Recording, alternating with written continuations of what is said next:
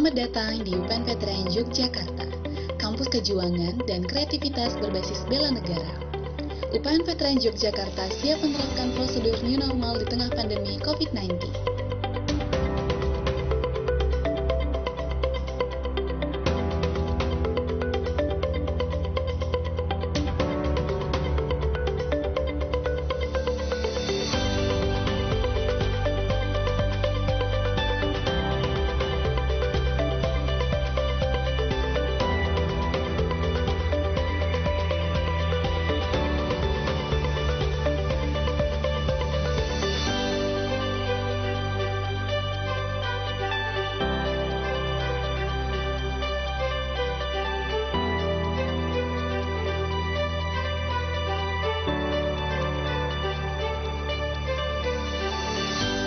Dalam kondisi pandemi sekarang ini, UPN Veteran Yogyakarta tetap mempunyai prioritas untuk menciptakan atmosfer budaya pembelajaran yang dinamis dan sistem intelektual dengan tetap memperhatikan protokol kesehatan.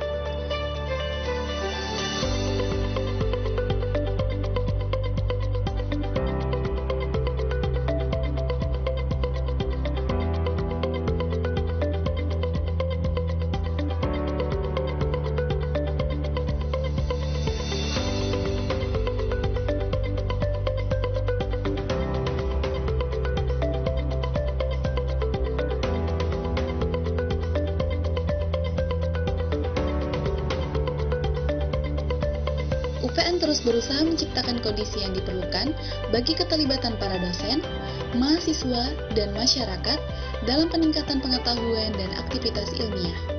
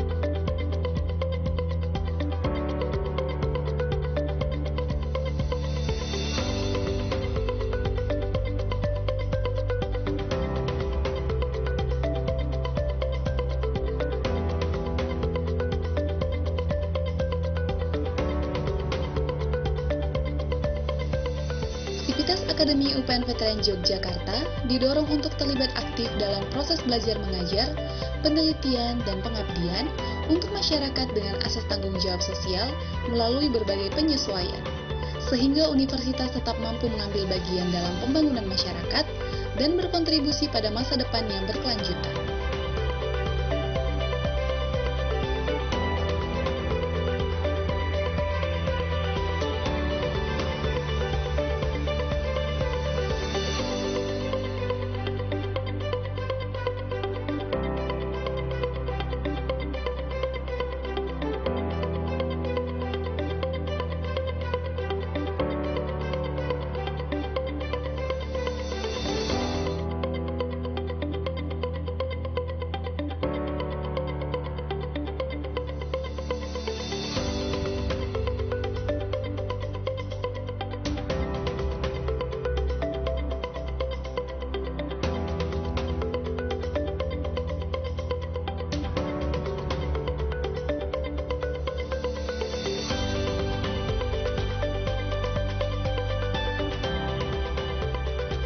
berbagai unit dan kelompok kegiatan mahasiswa yang tersedia bagi mahasiswa untuk menikmati hobi mereka, sekaligus mengembangkan keterampilan berorganisasi dinonaktifkan selama pandemi, untuk tetap menjaga dari penyebaran COVID-19. UPN Veteran Yogyakarta terus beradaptasi dan menerapkan tatanan kehidupan baru agar tetap produktif dan aman dari penularan COVID-19 di tengah masa pandemi.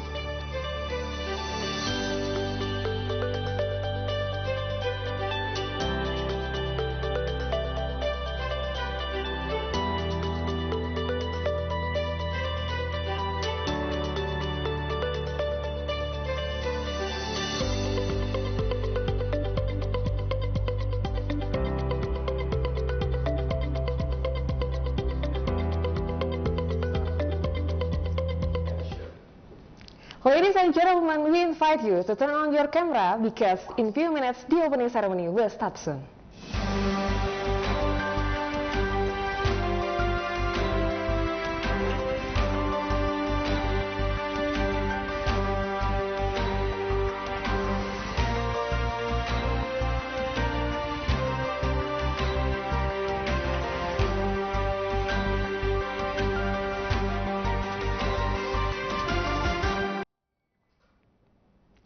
Good morning, ladies and gentlemen. I'm Ida Ayu Purnama. It's my pleasure to welcome you as the Master of Ceremony today.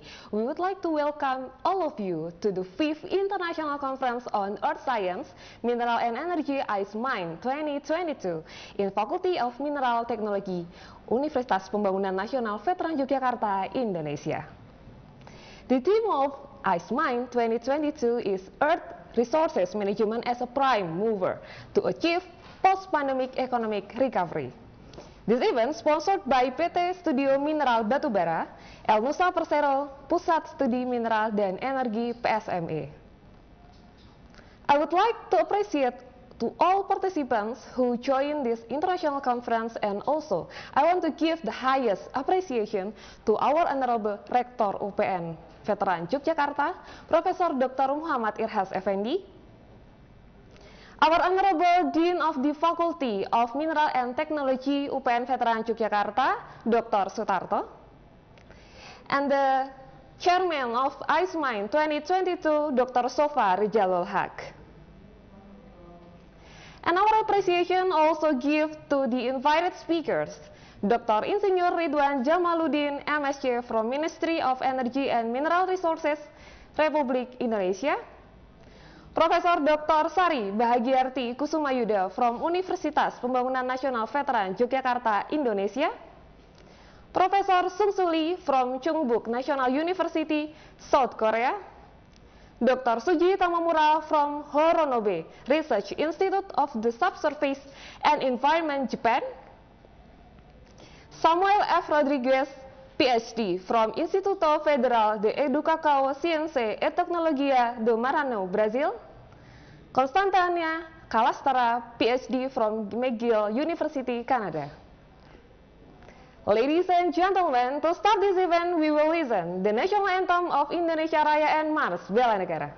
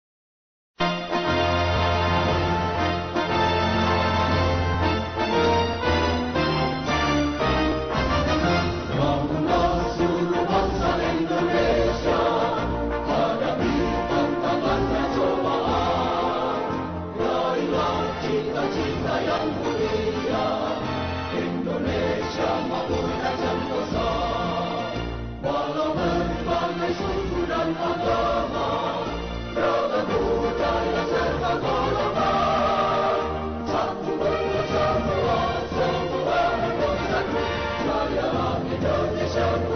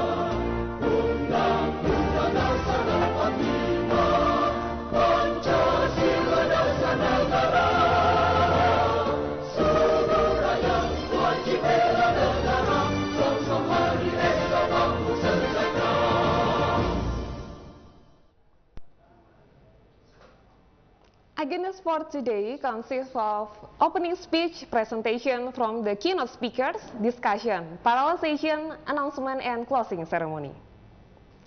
Ladies and gentlemen, next we will hear speech from Dean of the Faculty of Mineral Technology UPN Veteran Yogyakarta and watch Faculty of Mineral Technology profile. Please welcome Dr. Sutarto.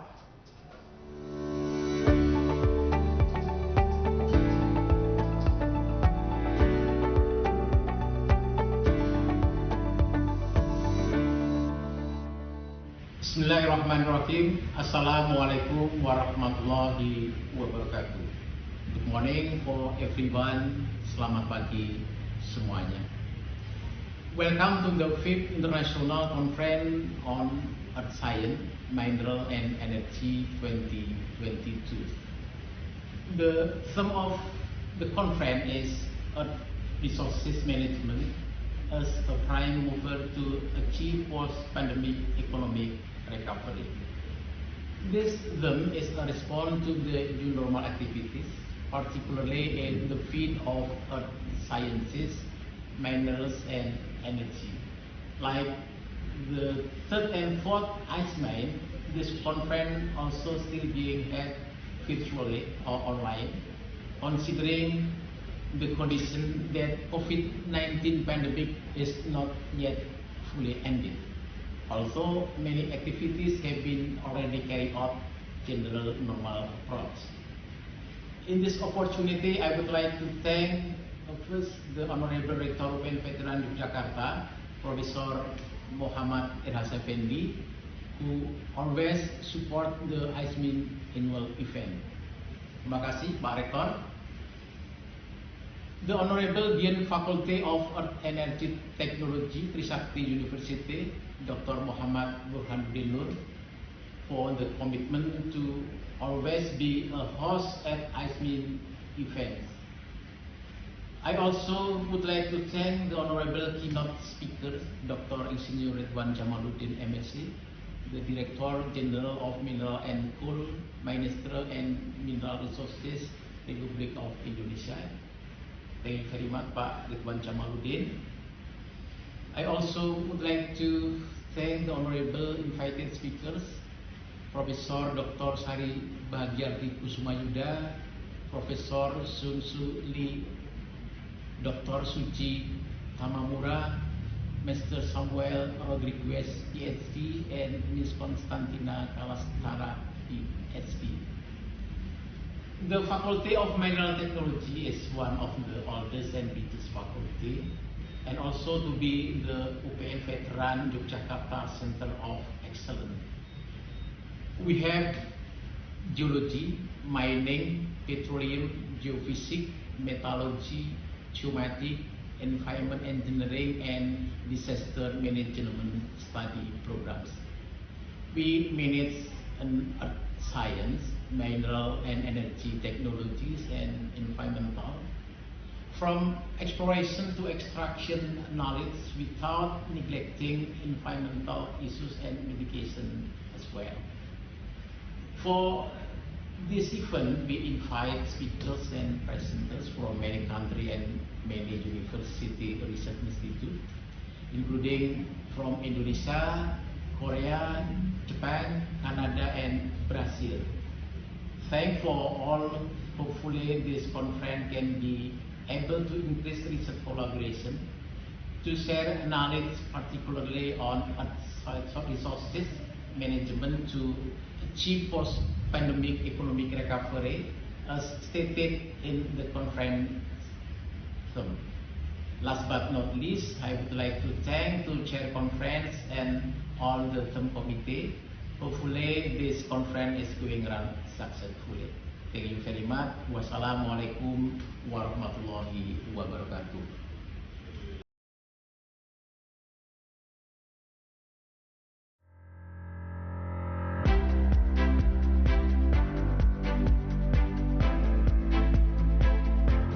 How wonderful our majestic motherland is. With the natural wealth lies in scenery as far as the eye can see, store up all potential and high quality energy. A great challenge to explore and process our own motherland for our nation and state to flourish. This is where I am formed. Become a superior, reliable, and professional development pioneer in various fields.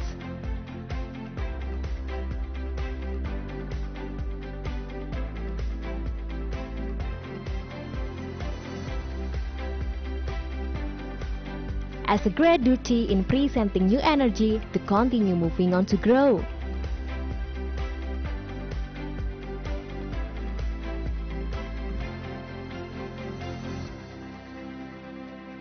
This is the place where the tradition of science becomes strong, which brings creativity and innovation to not stop.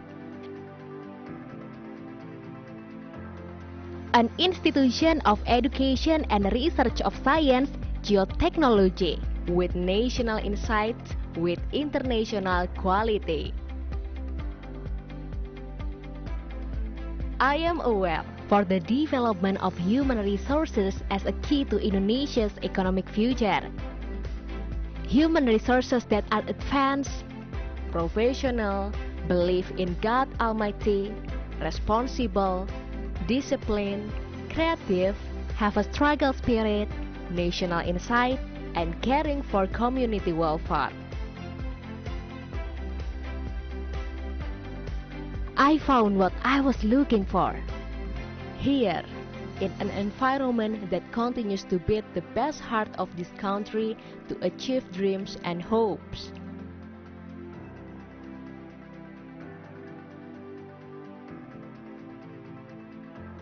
With the best educators to get their knowledge to print the future generation of the nation. Inspiration, motivation, and the determination to be the spirit in every movement.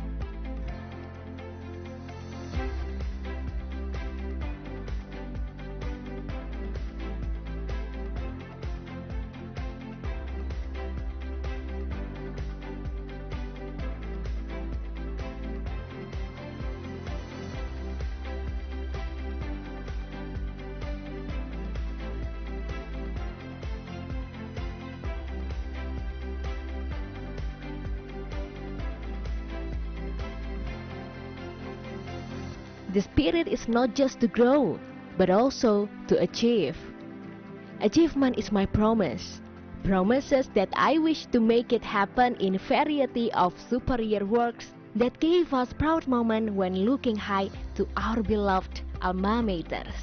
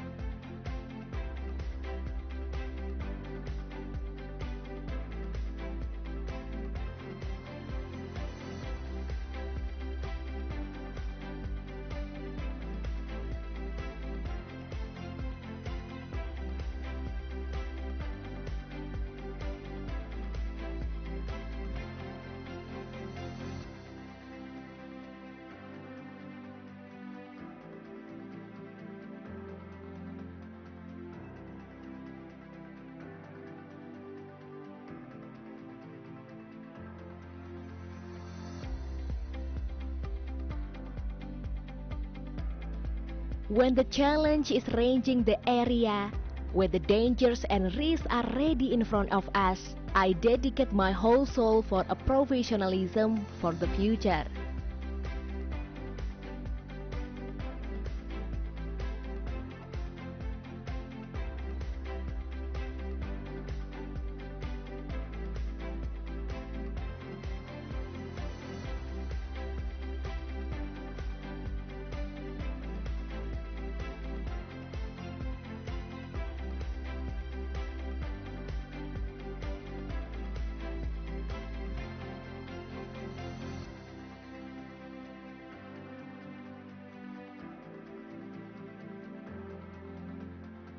Being in a dynamic environment with a strong-ended academic tradition, making me more confident in taking on every challenge.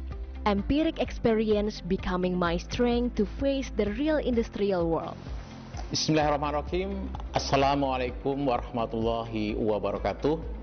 Welcome to the Faculty of Mineral Technology Universitas Pembangunan Nasional Veteran Yogyakarta. Faculty of Mineral Technology is one of the oldest faculty at Universitas Pembangunan Nasional Veteran Yogyakarta, managing geology, geophysics, geomatic, mining, petroleum, metallurgy, and environment engineering study programs.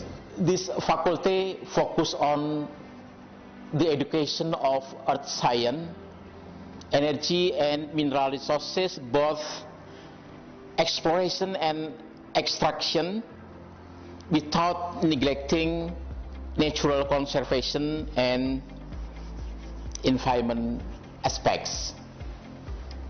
Our faculty vision is to be higher education and research institution in the field of earth science, resilience of energy and mineral resources with environmental and global insight based on the spirit of national defense.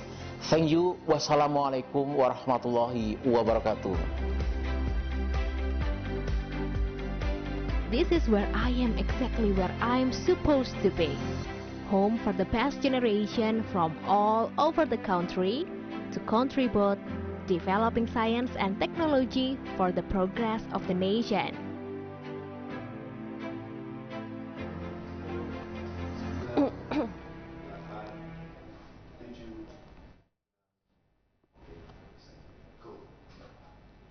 Thank you very much, Dr. Sutarto. Next, welcome speech by Chairman ICEMINE 2022. Ladies and gentlemen, please welcome Dr. Sofa.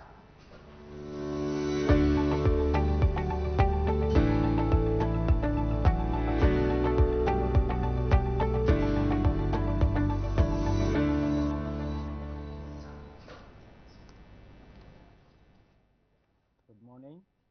Assalamualaikum warahmatullahi wabarakatuh. Respectable Rector of Universitas Pembangunan Nasional Veteran Yogyakarta, Dean Faculty of Mineral Technology, Dr. Sutarto, keynote speakers, and I see in my screen there is Professor Sari Bahagiarti and also Professor Samuel, and also I think I saw Tamamura-san, Dr. Suji Tamamura from Japan. Good morning and welcome to the 5th International Conference on Earth Science, Mineral and Technology. Ladies and gentlemen, it is my pleasure to welcome to all of you in this conference and presented by Faculty of Mineral Technology UPN Veteran Yogyakarta. And also one thing, today's conference is also to commemorate the Day of Indonesian National Hero on November 10. Historically, after the proclamation on August 17, 1945, Indonesia's situation was not stable. At that time, Indonesia was still in chaos, especially there is a restriction between Indonesian people and also foreign troops. National Heroes Day on November 10 is one of the important events in the history of Indonesian Republic, because on this day in 1945, there was a major post-independence battle, also known as the Battle of Surabaya. I think you know it. in order to defend the independence, also sovereignty of the Indonesian nation. However, only commemoration without a concrete action is not enough. Therefore, heroes' fighting spirit should inspire us. It should motivate us to continue their hopes. Faculty of Mineral Technology, therefore, welcome all the eminent speakers and guests from all over the countries. Together, we enhance the knowledge against various national and international problems regarding earth science, mineral, and also energy. We would like to encourage collaboration between internal university and partner universities through this conference to achieve post-pandemic economic recovery, as Dr. Sutarto said. But unfortunately, this year's conference is still implemented virtually considering COVID-19 post-pandemic period. Yet, in this year's conference, we still received about 64 articles from about 250 authors from all over the world. We hope that all the participants will get an immersive virtual experience by actively participating in each session we provide. I, on behalf of the fifth ICEMINE committee, greatly express my gratitude and appreciation for scientists who share their knowledge and also research findings at this annual event. I also appreciate all the committees, volunteers, and sponsors who have come to contribute to the success of this event. Again, thank you very much and welcome to the 5th ICEMINE 2022. I hope you enjoy. Assalamualaikum warahmatullahi wabarakatuh. Thank you very much, Dr. Sofa. Next opening speech from Rector of UPN Veteran Yogyakarta. Ladies and gentlemen, please welcome Profesor Dr. Muhammad Irhas Effendi.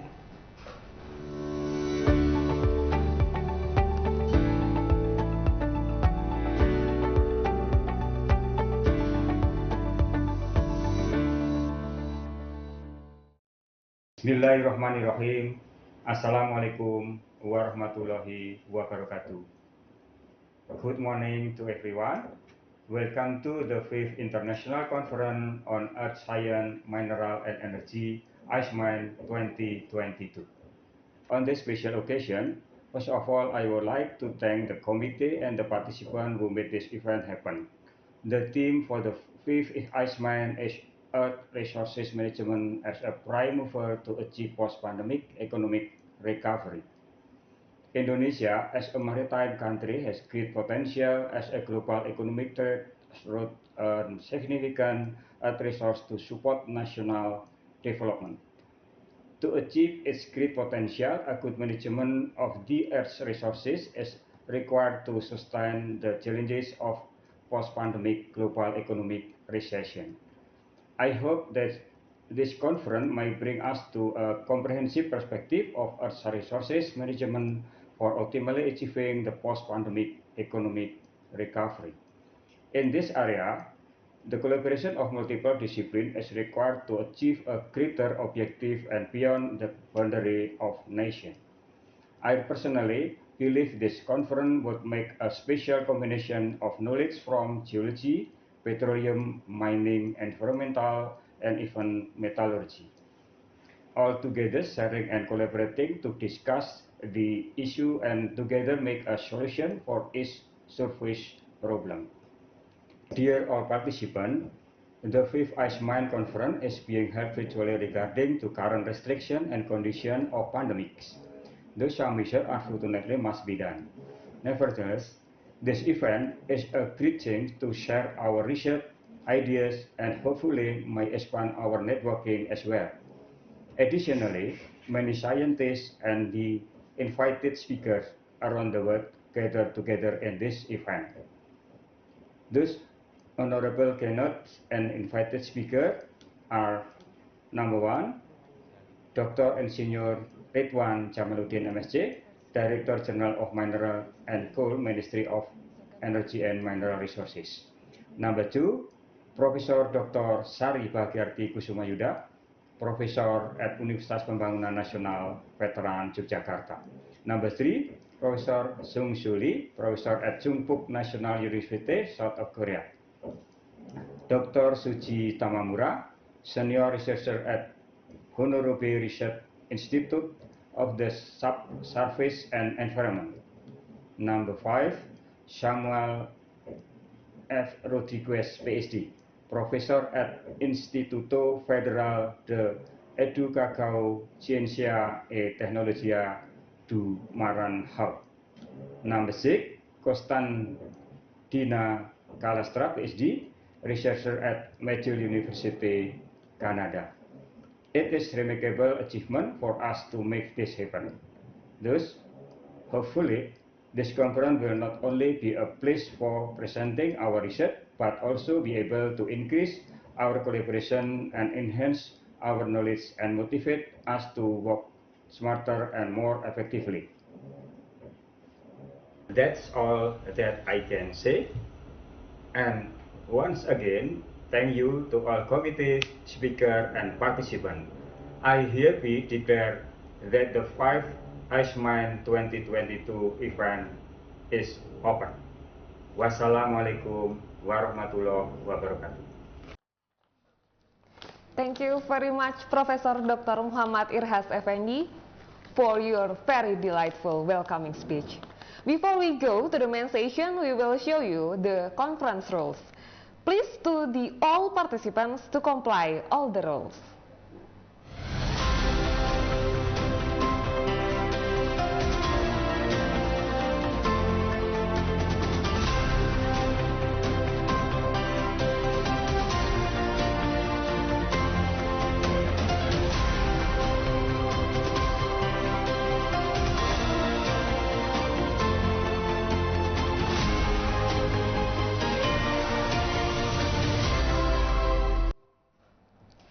This session will be moderated by Dr. Yohana. In this session consists of 3 speakers, Dr. Insinyur Ridwan Jamaluddin MSc, Profesor Dr. Sari Bahagiarti Kusumayuda, Profesor Sungsuli.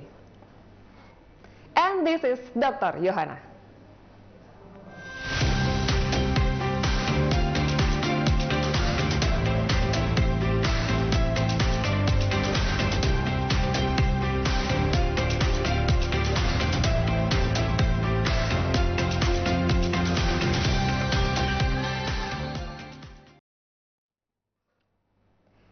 Dr. Yohana. Hello. Okay, how are you today? Yeah, excellent. How are you? Okay, I'm good. Okay, Dr. Yohana Noradika Maharani also lead discussion for Q&A session after the keynote presentation. Please welcome Dr. Yohana. Okay, thank you very much. Yeah, thank you very much. Good morning, honorable speakers and college and all participants in this morning in our excellent international conference. And I'm Yohana, and I will be serving for your first session of our discussions. And we have 3 speakers in this morning. And the first is Dr. Ridwan Jamaluddin, but unfortunately he's not able to join us, and he will be representatives by Mr. Suninyo. And the second one, Dr. Sari, Professor Sari Bahagiarti, and the third is Professor Sungsuli. Before we start our session, I would like to introduce the profile of our excellent speakers this morning.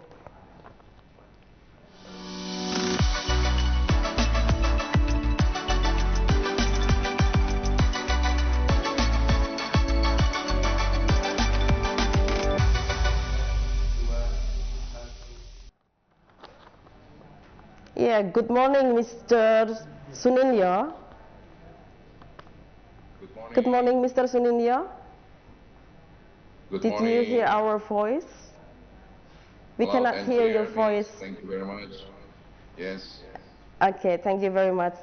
Okay, Mr. Suninyo will be representatives Dr. Ridwan Jamaluddin, and this morning, please have your time about 15 minutes, and in the end, after all speakers done with their presentation, we will have a question and answer discussions. Okay, please, the time is yours. Okay, thank you, Ms. Sofa. Good morning. Assalamualaikum warahmatullahi wabarakatuh. Distinguished guests, participants, Honorable Professor Sari Bahagiarti, Professor Song Suli from South Korea. First of all, I would like to express my appreciation for having this great opportunity to join the ICEMINE, the fifth ICEMINE. And also I would like to deliver the apologies from the Mr. Ridwan, Dr. Ridwan Jamaluddin, cannot be able to attend this great event due to another assignment. And this morning, I would like to deliver his material presentation regarding the post-pandemic mineral and coal resources management. I hope you all could see in the screen. Distinguished participants, first of all, I would like to give a brief explanation within 15 minutes regarding this material presentation. First is how Indonesia has mineral resources and reserve still promising to invite the investment from abroad countries. As you can see, there is several of mine minerals metal minerals commodity from bauxite, iron, and gold, and also other very potential metal minerals. And from the data source from Geological Agency 2022, we also has quite huge resources regarding those prime of the metal or also the reserve. As you can see, and you can, I would like later I could share the material presentation for the details, and this table could describe how Indonesia in the future could more supported in the contribution to the high technology, which is majority from this metal could extract and then support all of the developments as well the high technology needs. And the second slide, I would like also to describe how the coal resources and reserve still has a quite huge amount. That's until today, the government of Indonesia still have target production until 650 million tons, and 25% from the production is dedicated to the domestic market obligation. Ladies and gentlemen, I would like also to describe how the mining policy transformation, according to the law number 3, 2020. First of all, this revised from the previous mining law, we improving the mining governance, since how we could boosting the exploration, and then we enhancing how the mineral and coal management plan, and later we also simplify the mining permit, and also we have a quite huge enhancing how the state-owned company could strengthening their position as the extended arm of the government. And we also give legal certainty and ease of investment, just like guarantee of space and area utilization of mining activities, and then the extension of contract agreement, and also the settlement of the land rights. And we also give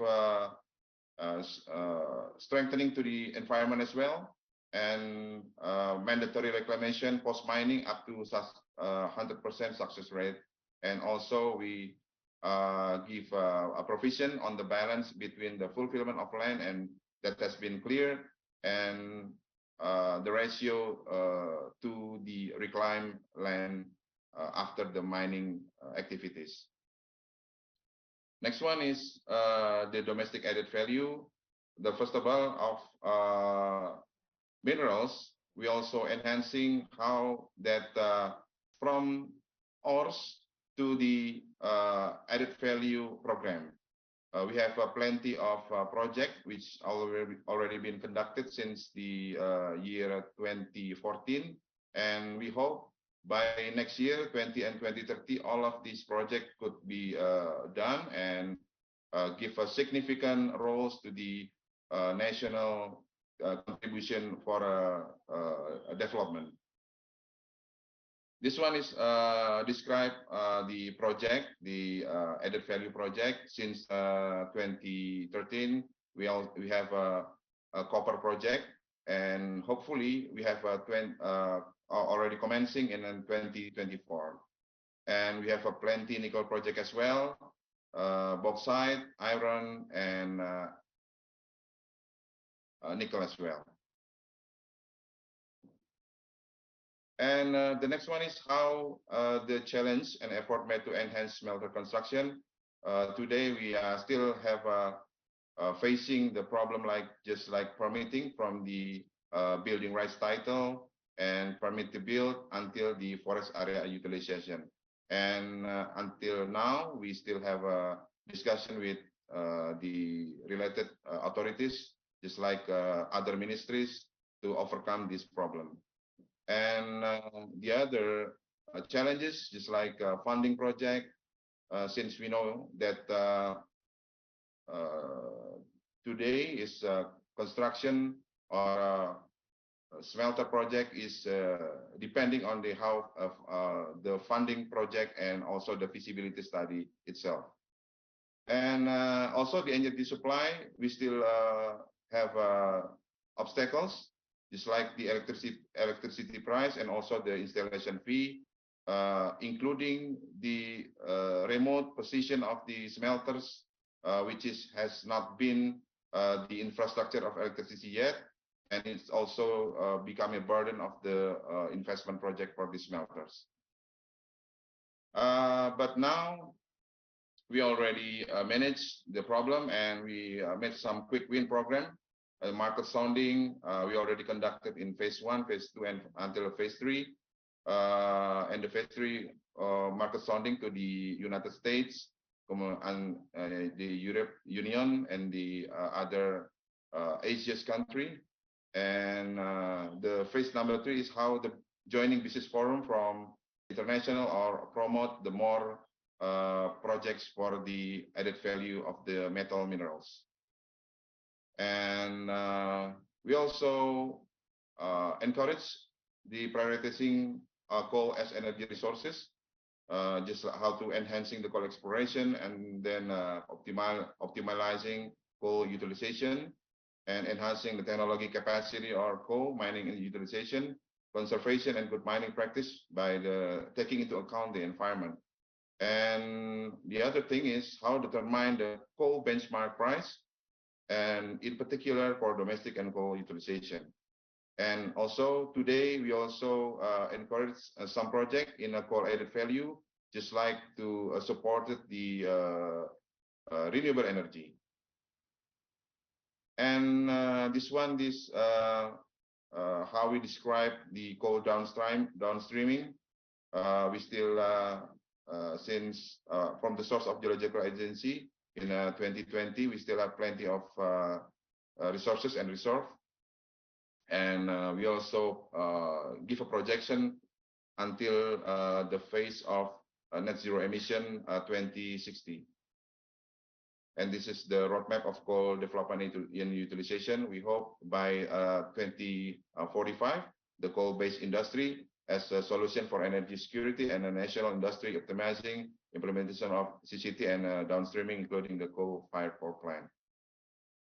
Okay, I would like to more speed up for my presentation and comply to the 15 minutes allocation of presentation. And this one is how we manage the GSG, greenhouse gas emission. to reductions strategy policy from the upstream to downstream, just like minimize the fossil fuel consumption by substitution to the biofuel, and then for declining coal production in line with the NZE roadmap. This one is one of the plan from the Coal Development and Utilization Program milestones.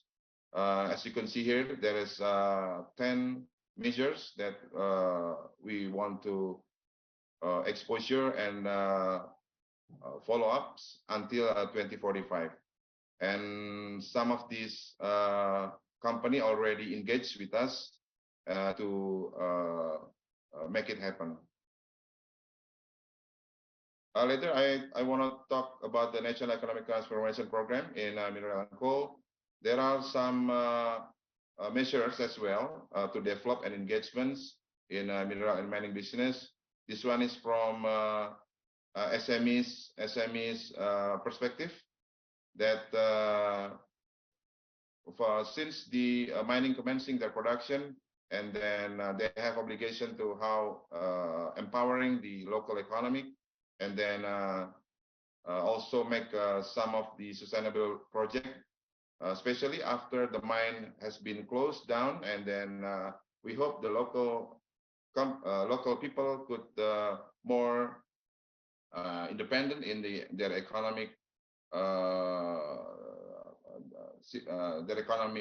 supported for the SMEs project, and then we hope that all of these post-mining activity that which has been approved by the government from this company could give a support in particular to make the sustainable project in a remote area as well. And this is some of number illegal activities, some of it in inside of the mining area permit, and small amount of activities located in outside the area. And we also have a scheme of the people's mining, IPR, that which is the governor authorization to to empowering the local people, and then make sure that we also give guidance and supervision for the environment impact. And this is some number of activities located in several areas in Indonesia, and mostly they're doing the mining activities for local, special from alluvial deposit and very shallow deposit. I think that's all that I could deliver from the Dr. Ridwan Jamaluddin this morning, and I will be happy if there's any question or comments regarding my presentation. Thank you very much, Ms. Sofa. Thank you very much, Mr. Sunindya, for your excellent talks this morning. And if I can summarize some of your talks is give us a very beneficial things to the audience here about the challenge and efforts made to enhance smelter constructions, including other issues related to the foreign workers and the technology, about the policy related to the minings and the gas emission reduction. And you also provide us with your very wonderful roadmap since 2021 until 2045, and including the illegal mining into workers. Okay, we will have a question and answer session in the end of our speakers.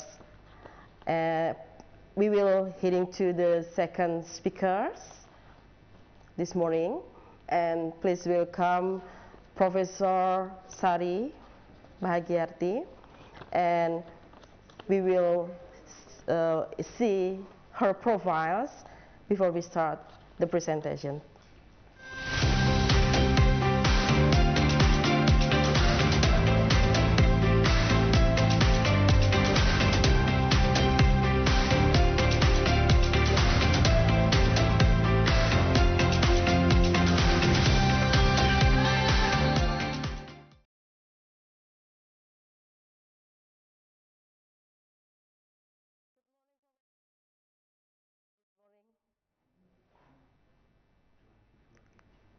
Good morning, Professor Sari. Can you hear my voice? Good morning, Mbak Joanna. Yeah, Yes, how are you yes, this morning? very clear. Yeah, fine, thank you. Okay, very glad to hear that. Okay, without going any further, please welcome Professor Sari to give her talk to us right now. Please welcome Professor Sari. Okay. So I would like, okay. Thank you. Good morning, ladies and gentlemen. Our discussion this morning is about the use of fractal analysis in the geoscience and technological exploration.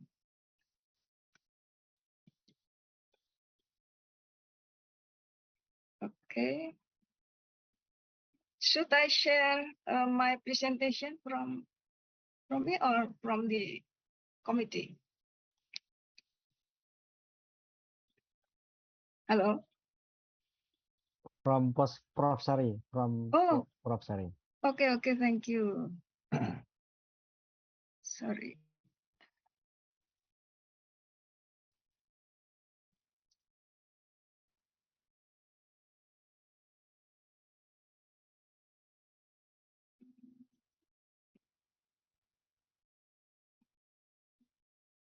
Okay, good morning, ladies and gentlemen. Our discussion this morning is about fractal analysis in geoscience and technological exploration. We talk about fractal, so it is very clearly related to the geometry. Actually, mathematicians divide geometries into two types. They are Euclidean geometry and the fractal geometry. This is the examples of the Euclidean geometries, such as line, square, box, squares, and so on. On the other hand, we have fractal geometry. We can see fractal geometry is everywhere. In the sky, we can see the clouds. In the volcano, we can see the volcanic eruption. And in the tree, we can see tree branches. Actually, fractal itself derived from Latin language. Fractus, franger, fraction in English, it means to break, to create irregular fragments, to fragmented in fraction or refraction in irregular. Related to fractal, we can relate it with the dimension. There are 4 topological dimensions in the Euclidean geometry, such as 0 dimension for points, 1 dimension for straight lines, 2 dimension for planes, and 3 dimension for volumetric objects such as cubes and spheres. Fractal objects have an intermediate or non-integer number of dimensions, such as 1 point something for an irregular line or 2 point something for an image surfaces. Generally, the higher the fractal dimension, the finer or the rougher and the more irregular the texture of the object. shape of objects that have dimension in the form of non-integer number, we can call it fractal. A fractal geometry has many characteristics. Three of them are self-similarity, meaning that every tiny part of a fractal can be viewed as a small-scale replica of the whole shape. Self-affinity, all joint sequence, each part joined to each other to form a whole fractal. And the third is scale invariant. It means that fractal does not have a fixed or specific length scale. This is the example of self-similarity and self-affinity fractal, Mandelbrot, 1983. And this is the example of scale invariant characteristic of fractal. They don't have any fixed or specific length scale. This is the example of scale invariant of fractal. This figure shows you how the joint patterns in various scale, and we can see them as a similar configuration. Related to studying fractal, so the most important part of studying fractal is determining the value of their dimension. How to determine the fractal dimension? We can use some different method. For example, similarity method, box counting method, Cantor dust method, and so on. This is example of how to determine fractal dimension by using the similarity method. The fractal dimension D is equal to minus log n divided by log r, where n is the number of segments similar shape and r is segment scale factor to total length of the fractal object. While if you use box counting method to determine the fractal dimension, we can use this formula where D or box dimension equal to the limit of R to 0 log NRF divided by minus log R, where R is the length of the box side and NRF is the number of boxes that covering the fractal object. This is how box counting method can be used to determine the fractal dimension of such object. We can draw some boxes to cover the fractal object, and we can reduce the size of the boxes into approaching 0. Ladies and gentlemen, we can see fractal everywhere.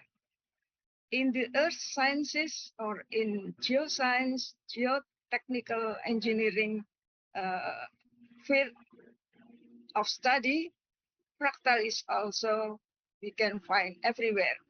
For example, in the rock textures, either in megascopically or microscopically. Fractal also can be found in the crystal growth. And then in rock porosity, this is also the configuration of rock porosity, especially in the limestone in the Gunung Sewu Karst area. And then fractal also can be found in the geological structures, in the geomorphology, in the river flow pattern, in the joint pattern, in the topography. Either can be seen from the satellite or photo imagery, and we can see also from the topographical map. This is fractal in the stretching curves, fractal in the seismic curve, fractal in the seismogram.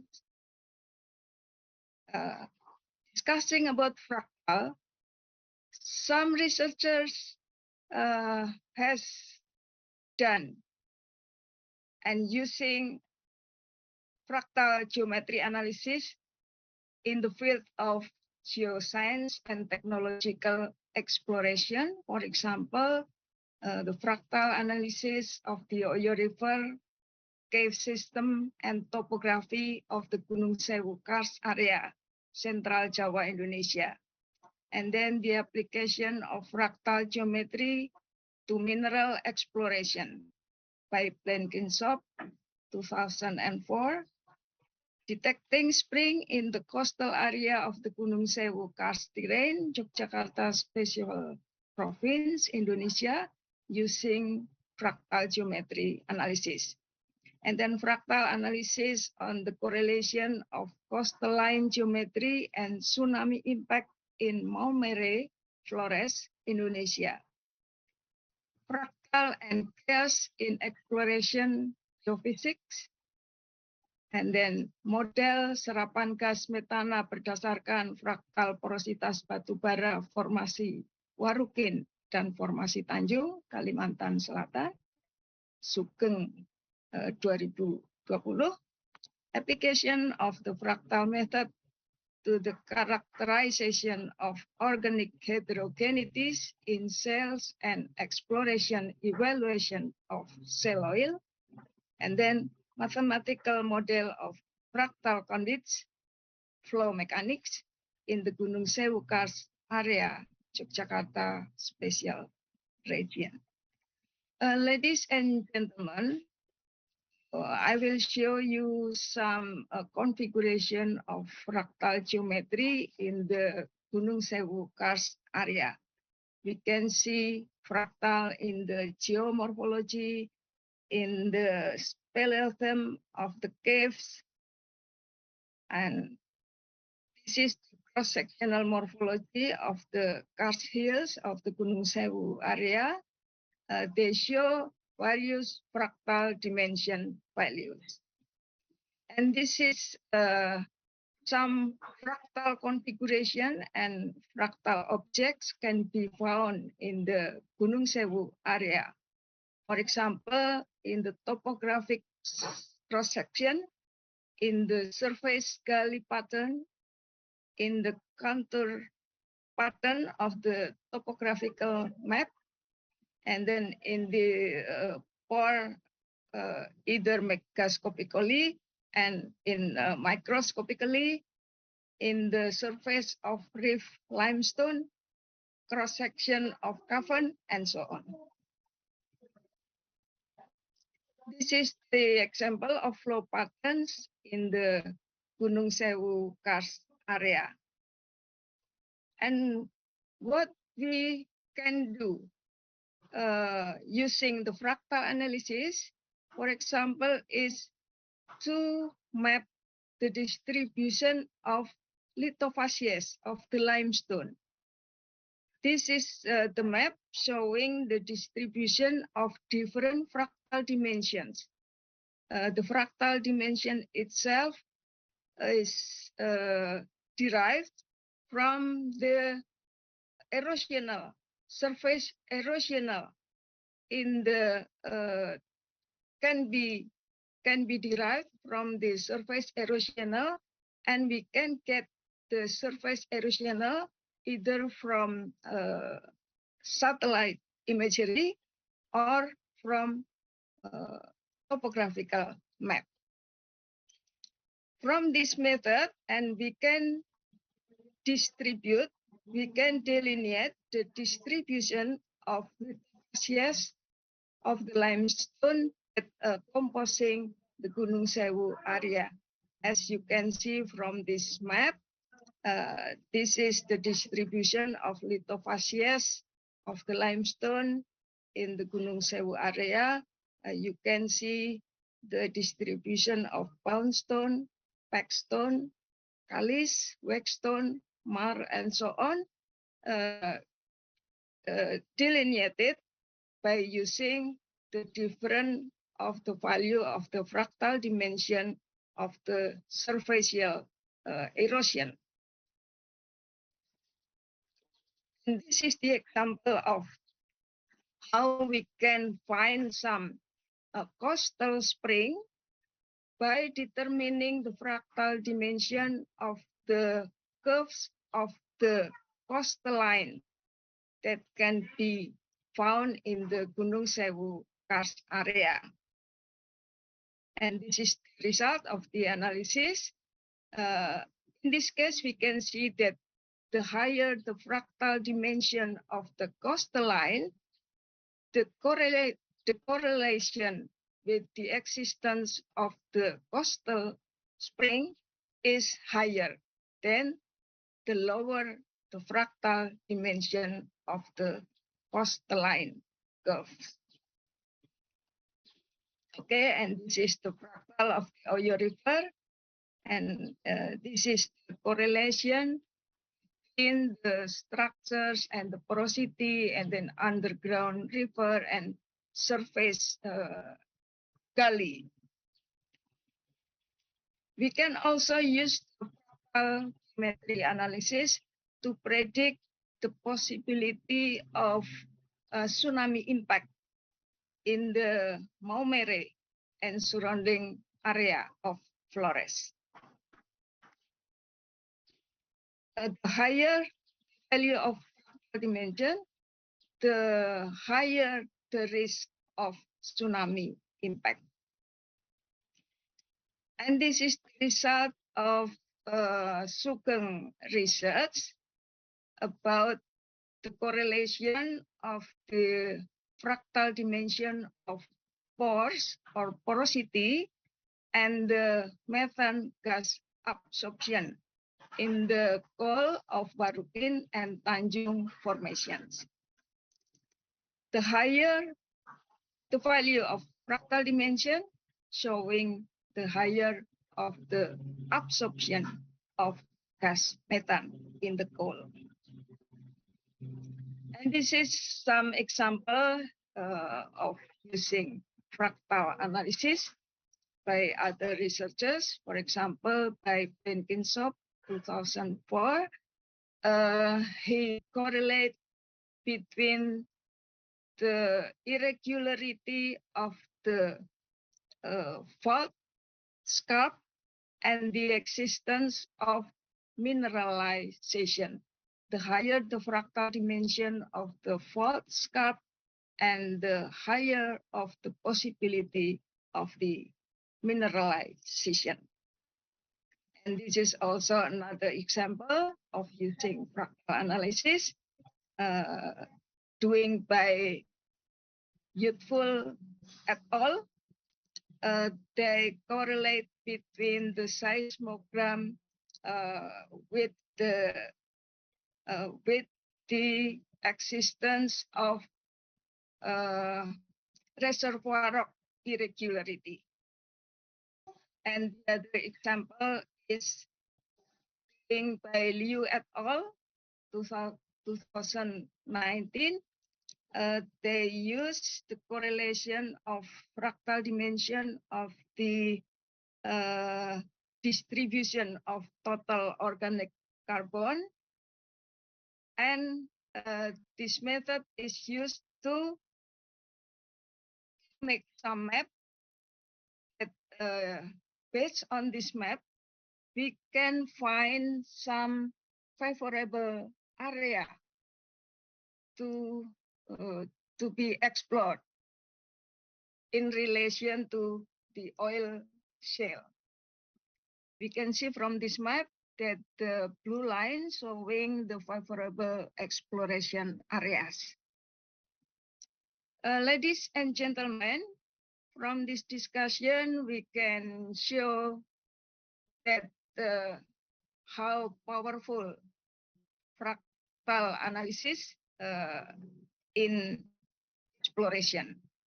So we can conclude that fractal geometry is actually everywhere around us. Fractal geometry analysis can be applied in all fields of science, including geosciences and technology, for example, in geology, hydrogeology, geophysics, petroleum engineering, mining engineering, environmental engineering, and so on. Fractal geometry analysis is powerful for mapping the distribution and exploration of the Earth resources, as well as predicting the impact of geological related disaster. And this is the references used in the discussion, and thank you very much for your attention. Thank you, Mbak Johanna.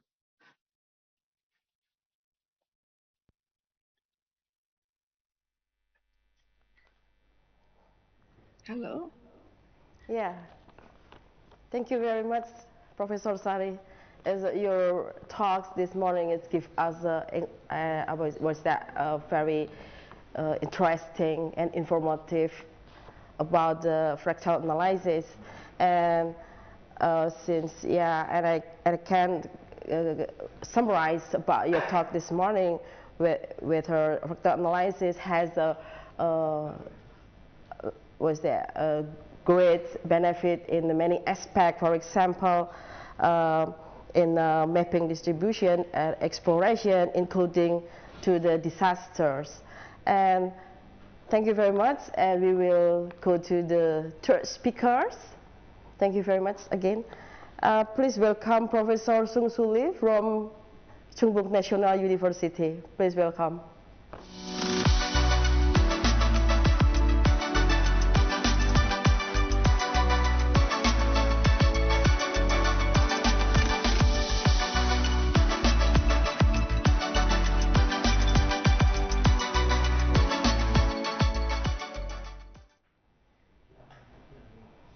I would like to salute Professor Lee first. Good morning, Professor Lee. I cannot hear your voice. Hello, Joanna. Yeah, hello. Can you I would hear like me? to salute in Korean. 안녕하세요, 교수님. 잘 지내세요? Yeah, 안녕하세요. Yeah. Hello, Yeah. everybody, especially Professor Sari. How are you? It's good to see you all. Yeah, fine. Thank you, Professor Lee. Okay, thank you. Nice to see you. Nice to see you. Yeah. Yeah, we have a long. Yep. Yeah. Okay. I'd like to thank you all the organizing committee, especially Dr. Joanna and Professor Sari, to invite me over to this precious conference, the fifth ICEMINE. I remember the last time I visited Yogyakarta to personally participate in ICEMINE. It was 2019, I guess, 19 or 18. It was very pleasant visit, and I'm glad I have another chance to talk about my things, especially regarding geological or geophysical disaster in this prestigious the conference. So, by the way, how long can I talk about my thing? Is it 15 minutes or 20 minutes? Dr. Joanna? Yeah, you have about 15 minutes to 20 minutes of talk. Okay. Okay. Can I share my Yeah, here? sure. Please share your presentation. Okay, thank you. I missed that.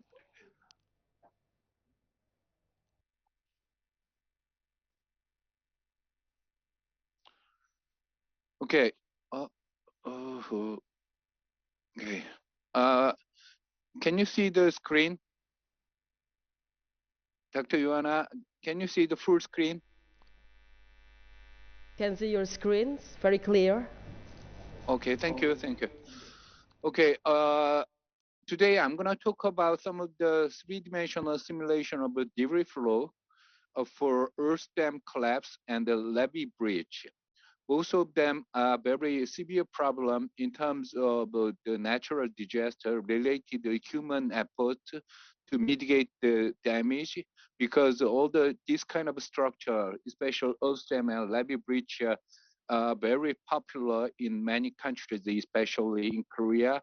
I think Indonesia also have many earth dam and especially levees along the river range.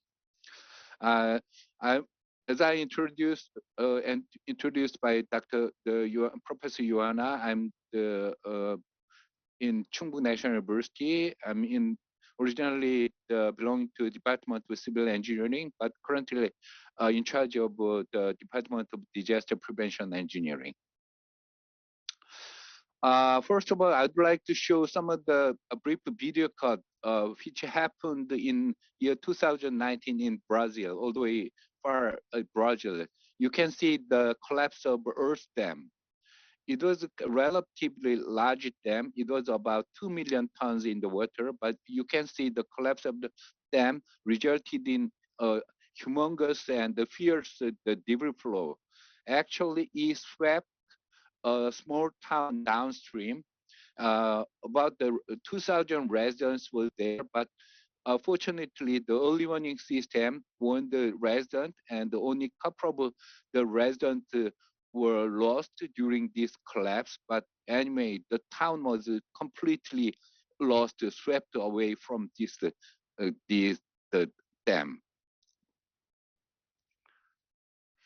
In Korea, usually, probably the Indonesia also, but some season had fierce rainfall during over the year. But in Korea, about 2/3 of annual rainfall is concentrated during a couple of months, starting from late June to early September, like July and August. We do have more than 1,000 millimeter rainfall during only 60 days.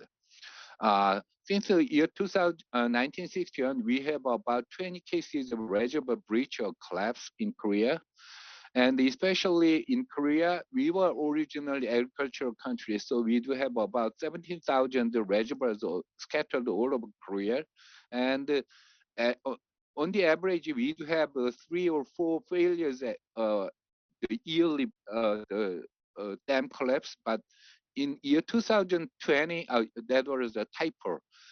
Year 2020, not 22, we have a 46 the earth dam failure, because in that year, the year before last year, we do have a rainfall lasting more than 54 days. It was horrible. The rain never stopped. It started somewhere around early July and ends end of August, and all the country was like under the rain, and the cities and the field all the under the water, and the dams were just collapsed. You can see some of the pictures taken after dam collapse. So we need prediction of damage and the prioritization of preparation by some of the numerical analysis. So I'm gonna present some computational approach which I used to assess the reservoir failure and the levee breach. Let me go to the computational thing. Let me skip this one. We use the computational model based on this computational fluid dynamics with the multi-phase concept, which means we solve a three-dimensional the fluid considering both air and water and the soil all together. Because when the rain fall, it makes the earth dam, like the soil, mixed with the water, making slurry. So it moves like a very high viscous fluid. So let me show some of the result. You can see there are 4 the animation. The first one, left on the left top, you can see just a water column collapse. But on your right top, when you mix the water with the soil, it becomes very slurry. Oops. It moves very different from water. It moves slowly, like a jelly, but it has more than two times heavier. It is two times heavier than water because mixed with the soil, it has more impact force on the structure. That's why when the water, only water hit the structure, it is just only the water. But when the debris flow hit the structure, it just collapsed like houses or some of the structure member. You can see also the bottom two animation shows the difference between water column and the slurry column. Our method consider this slurry column collapse to realize actual collapse of the earth dam, which consists of the soil and water. So let me first talk about reservoir failure. For your information, we do have a total capacity of dam capacity of about 19 cubic kilometer in Korea. But I just found out that Indonesia has about one third larger than Korea. Your country has about 24 cubic kilometers of dam capacity. That means I don't know how many dams or reservoir located in Indonesia, but apparently you do have a lot more dams or larger dam or reservoirs scattered in your country. In order to do that simulation, we first take the measurement. Since we don't know the actual bathymetry of the reservoir, because some of the reservoir built like decades ago, sometimes hundreds ago, because the sedimentation altered the bathymetry of the reservoir, we use the unmanned automated vehicle to measure bathymetry of the reservoir. So we use small like a drone, over the water drone to measure the bathymetry of a reservoir. So this is the original, the reservoir, the shape of a reservoir, which is only the surface of the reservoir was shown. But once we measure that the bathymetry, we can actually get the actual shape of the reservoir. And to assess the effect of the dam collapse, we need to measure topography around the reservoir and downstream. So we use a drone and compute the height of each and every location around and downstream of a reservoir. We use two types of drone. This the hexaquarter and this fixed wing thing to get the high quality the altitude. To assess the quality of the model, we compare our result with the actual damage. It happened in year 2013, about 9 years ago, in Gyeongju, one of the very ancient city in southern part of Korea. It collapses in June, in April, even though it was not the rain season, but actually it happened. The reservoir was located on the northwest side of the city, and it collapsed like that one. The one third of the levee, the dam was collapsed, and most of the water was ejected from through this breached section with the earth. And after that incident, the government and some of the scholars went out to see how the inundation was, how the soil was sedimented, and they measured the actual the damage. This is some of the flooding map of the field. And we model that region. This is a three-dimensional topography, and here is the dam, and this gray thing represented the soil, three-dimensional soil model. And here is the three-dimensional simulation. The first earth collapse and the water overflow, and they reach it down to the town.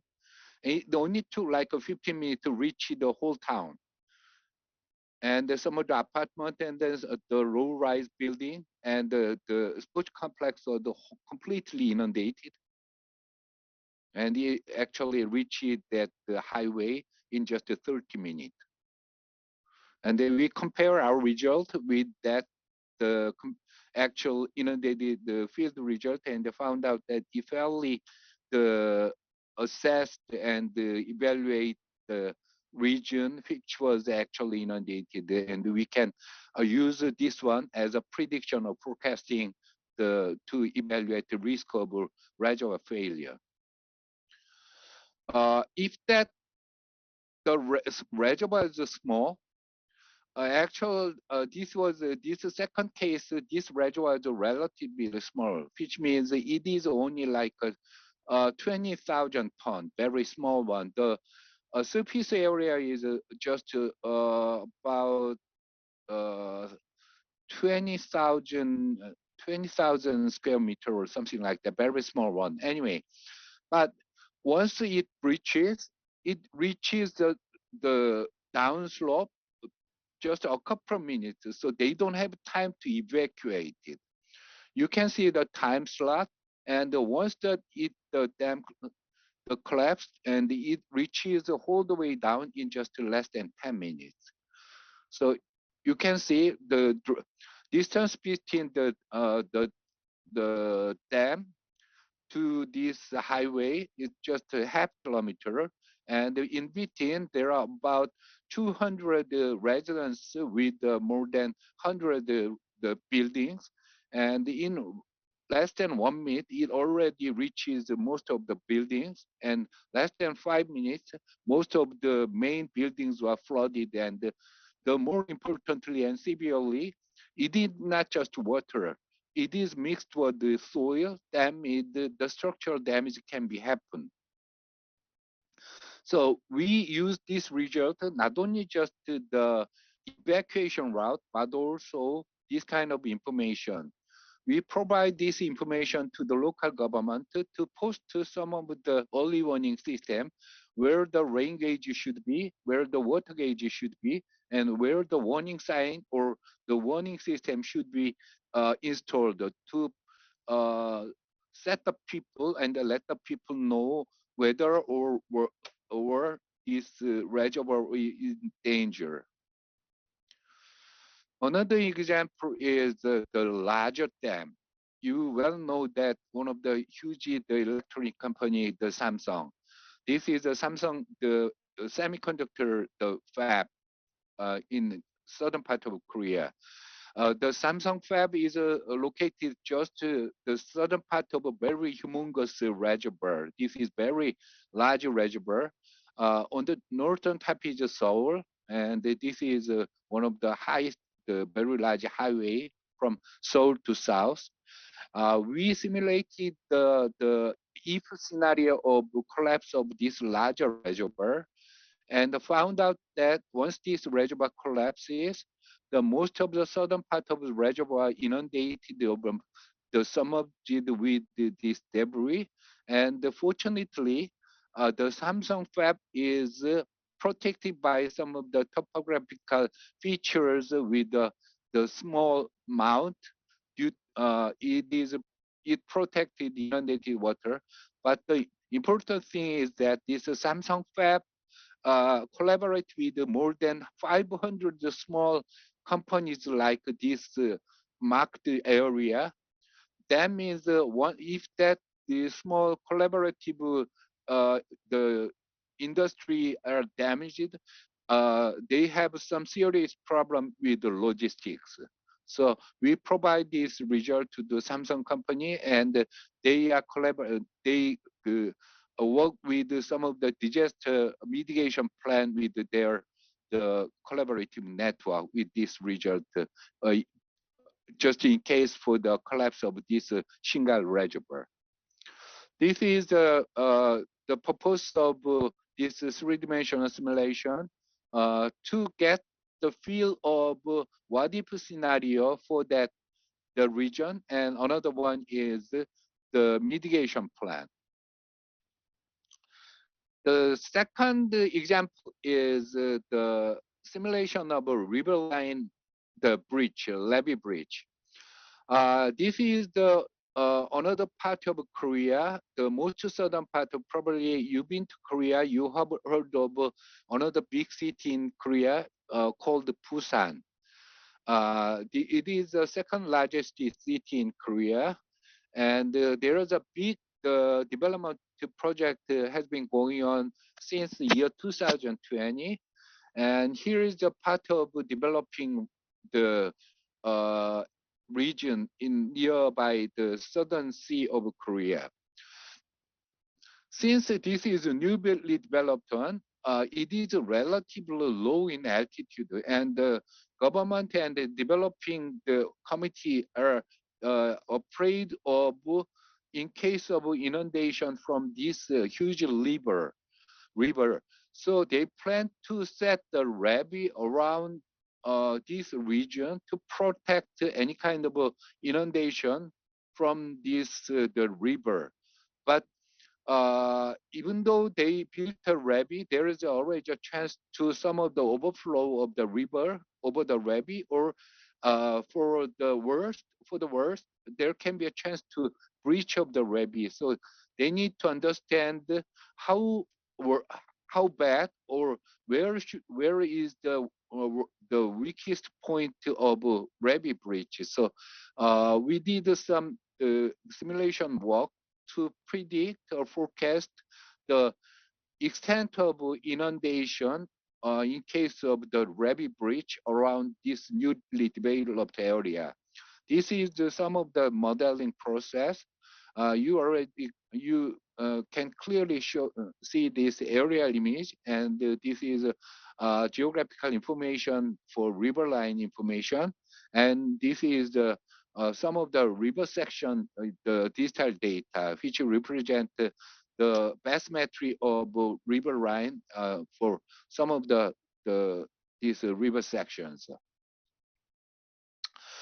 In order to model, we do some image processing job to take out the river boundary using the image processing tool, and finally we pick up the river line, like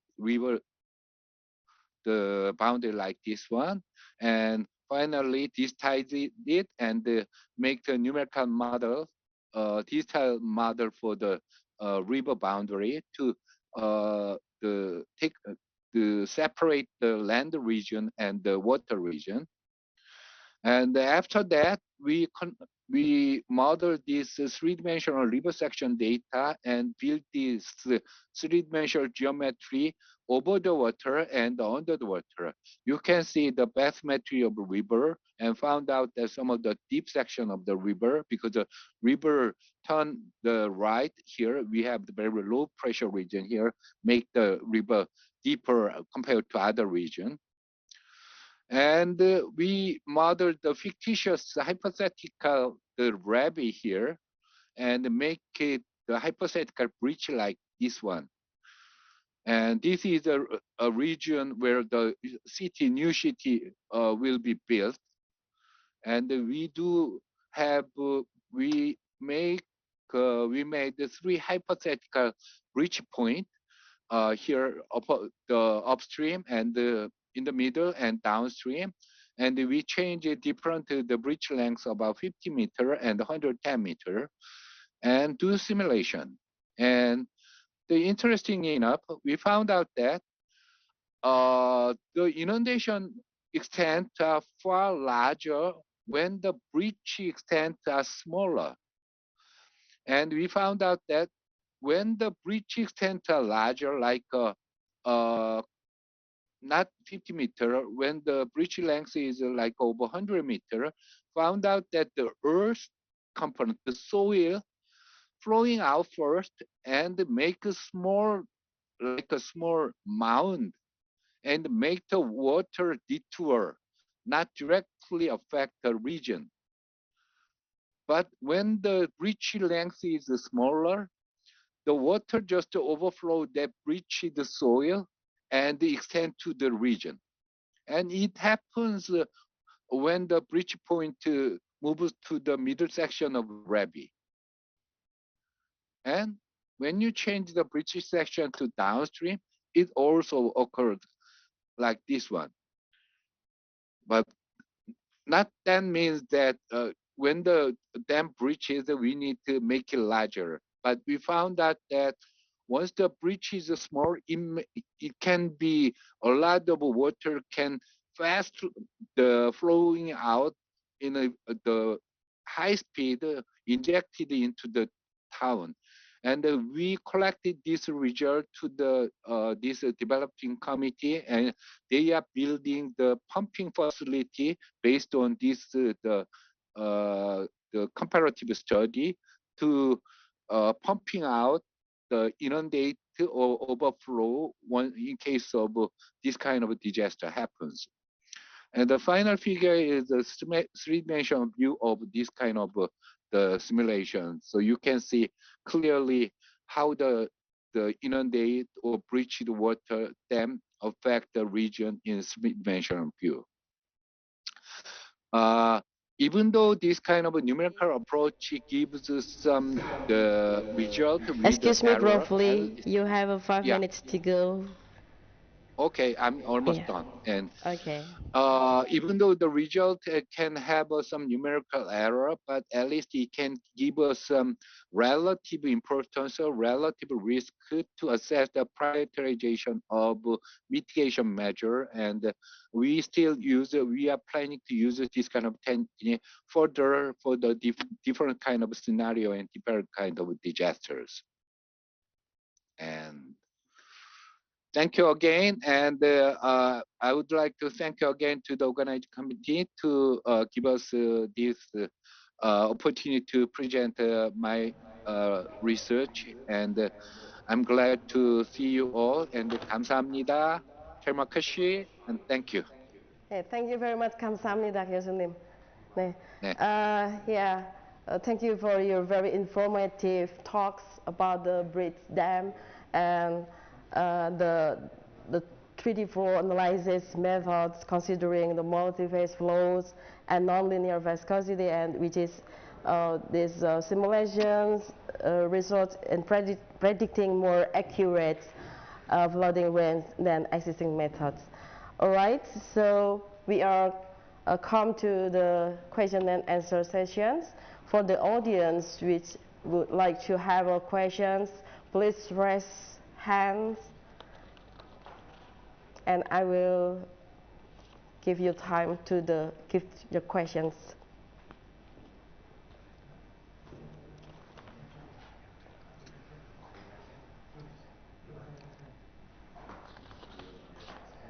Okay, while we are waiting for the audience, give the questions or raise hands. I would like to have a small questions to Professor Sari first.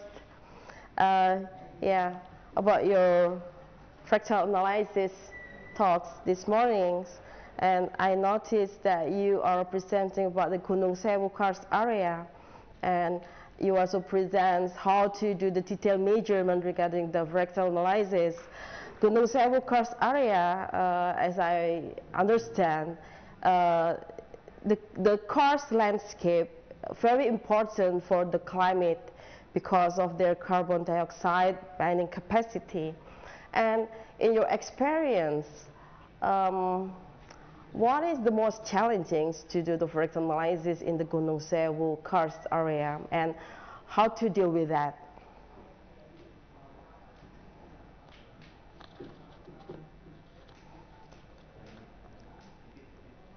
Excuse me? We cannot hear your voice. Okay. Can you hear my voice? Yeah, I can hear your voice right now. Okay. It is very interesting question, I think. As you can realize that in the karstic area, everything look like very irregular, including the shape or the configuration of the coastline curve itself.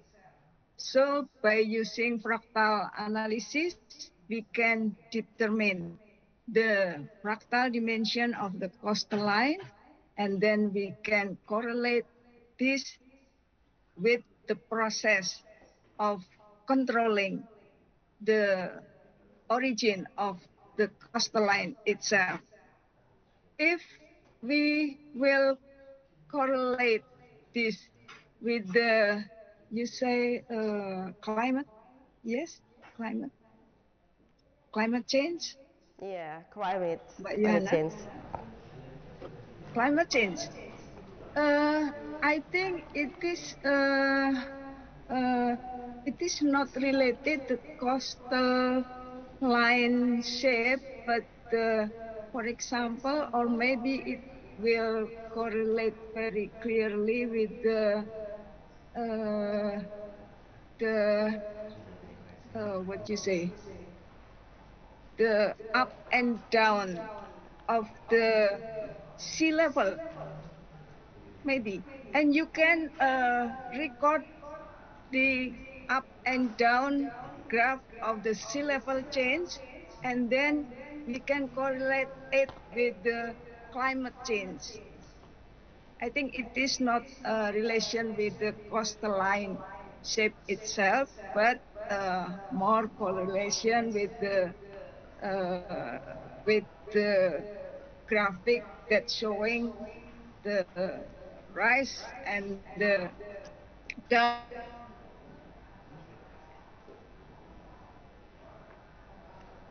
Oh, please. I'm sorry, Yeah. because your voice Okay. is not so clear from my place. Maybe it is caused by the unstable of the server or unstable of the connection. Okay, thank you very much. Very excellent. Yeah, we noticed there is a one raised hand from the audience.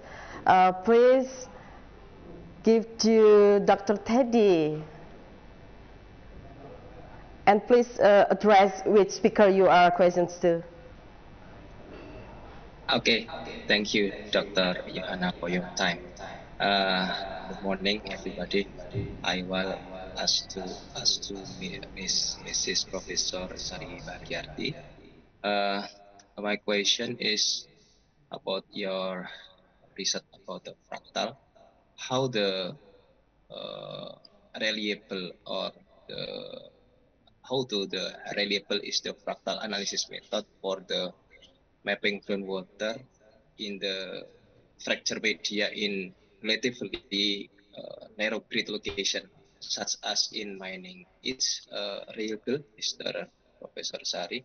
I will hear your answer. Thank you. Okay, it is very excellent question. I think we can use fractal analysis for any kind of or any type of aquifer, Pak Teddy. Especially in the aquifer that is formed by fissures or crack. You can use the joint or crack pattern and then determine their fractal dimension, and then you can correlate it with the groundwater potential in this aquifer. So please use the joint pattern in the aquifer and then determine their fractal dimension, and then we can correlate it with the potential of the groundwater in those aquifers. I think that's all. Thank you, Professor. Yeah, thank you. Thank you very much for your questions, Mr. Teddy. And while waiting another raise hand, I would like to sorry, give a small questions to Professor Lee, since he talked about the bridge dam. We have a Bendungan Bener, or in Indonesia, or we call Bener Dam. It is a very big dam in the Southeast Asia and very high. In your experience, what did you, what is the crucial things to do the simulation, since it is a very big and high dam?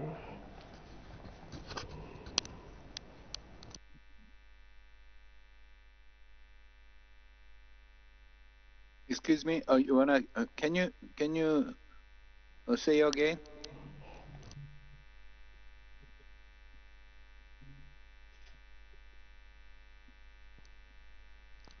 Uh, Yeah, we have a, a Bernard Dam, which is a Bernard Dam is a very high and very big national project Okay. in Indonesia. And Yeah. since your presentation is related to bridge dam, and because this very big and high dam about the 12 kilometers away from the cities in the northern parts. So Okay.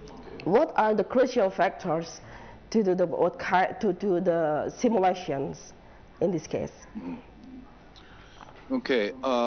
I'm I'm not sure how big the dam is in terms of capacity, but if that dam holds like multi-million tons of water, sometimes billions of water, the 12 kilometer from the dam structure to the nearby the residence area is a very relatively close one, because when you see the my final presentation, the only like a 20,000 ton, which is 500 meter, like in couple of matter of minutes. That means like a billions of tons of water can reach the city in like a 10 kilometer, which is sometimes like 10 or 20, sometimes less than an hour, which means it can inundate the town, not just near the 12 kilometer the distant to city, but also the cities, towns, and fields along the way. Since the if the dam is that large, that means the structural compartment, even though either it is in soil or some of the concrete component, it can breach the because of a water load, or sometimes it comes from the earthquake. But anyway, once that it collapse, a breach, or the structurally failed, it mixed with water and it is flow like a very the viscous the very viscous fluid in it, the destroyed the buildings, bridges, things along the way. So one my suggestion is that you need to assess the worst scenario of the dam collapse, not just overflow. You need to model the some part of dam structure or the whole part of structure gone, collapse. And once that, the water and the soil and the structural component will flow down along the riverine, or sometimes just the slope with the additional landslide, and do assess the extent of the damage, and in spatially, both economically and socially, and found out that the vulnerable region first, and do some mitigation plan first. And with that, you need to build some sort of early warning strategy with that system. And I just found that there is a chatting question from this Dr. Afroja Prativi, and it's about the mining area, this dam-related disaster in the mining area. I think it is a really interesting issue, because mining area will usually located in the mountainous area, I guess, and some of the small reservoir dam are usually located in the mountainous area. So once that the reservoir in mountainous terrain collapses or breach, it can flow down not just to riverine, but also in the mining area, which make the problem worse. because the mining area means you do have a very deep underground tunnel. It can hold the water like a very big complicated system underground tunnel. So you need to, if you do have a reservoir nearby with a complex mining system altogether in the same watershed region, you need to assess the risk of dam collapse, uh, reservoir collapse close to the mining, and do some of um, the med, the mitigation measure first. Unless if things happen, you cannot save people inside the mine. Thank you. Wow, very comprehensive. Thank you very much. Yeah. Yeah. Since the first speakers cannot join us because of he has another event. If you have any questions to the first speakers from Ministry of Energy and Mining Resources, please send the questions to the chat box, or you can contact our program committee and we will have to pass the questions. Okay, thank you very much. Thank you very much for all speakers. And finally, we come to the end part of our first sessions, and on behalf of the committee programs, I'd like to say thank you again to the speakers for addressing the informative and interesting talks, and also thanks to the audiences for active participation. Hopefully this session will be beneficial for everyone. Thank you very much.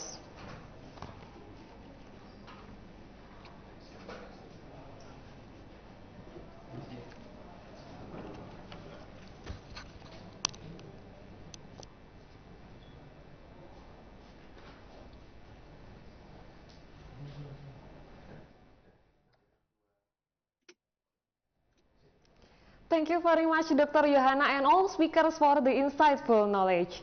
And now this is the time for us to entire presentation from our speakers in the second session.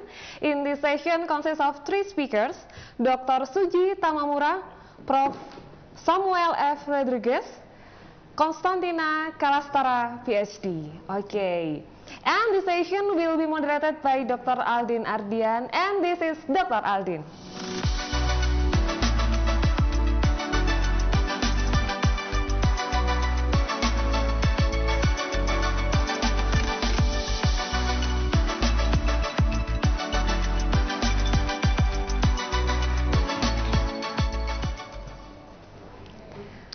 Okay. Good morning, Dr. Ardin. Good morning, Mbak Ida. How are you? I'm fine. Okay, how are you today? Good, very good. Thank you. Okay, he also leads discussion for Q&A session after the keynote presentation. Please welcome Dr. Aldin. Good morning, everyone. Thank you, Mbak Dayu, and thank you, Dr. Yana, for leading the previous interviewing discussion session. And now we are in the second presentation session, and we will also have interesting topics to be discussed, from coal bed methane to metallurgical or material engineering. So, without further ado, please welcome the 3 speakers. Dr. Suji Tamamura. This is Dr. Suji Tamamura. Yeah. How are you, Dr. Suji Tamamura? Yeah, fine, very fine. I cannot hear your voice. You are still muted? Sorry?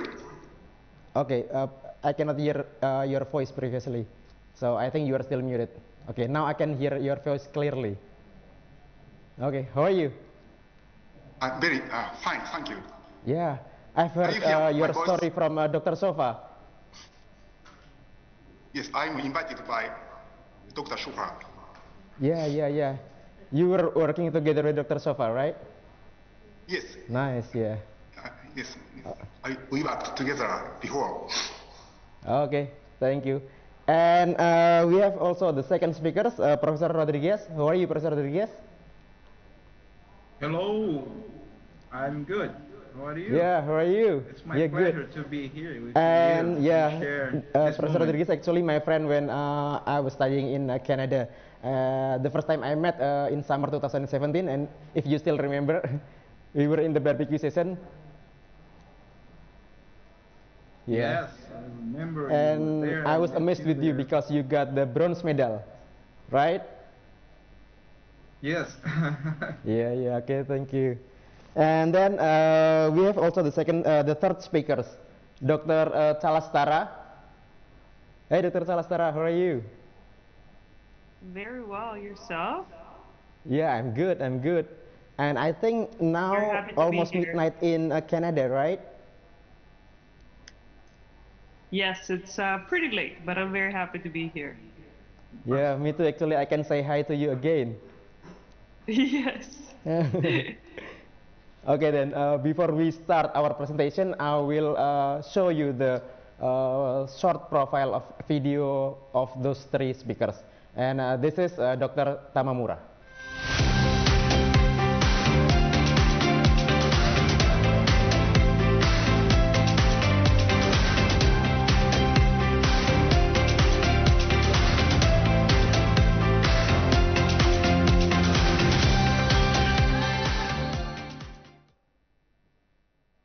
Okay, Dr. Tamamura, are you ready for your presentation? Yes. Okay, so you will have 20 minutes for your presentation, and then the end of the session we will have a Q&A session. And please.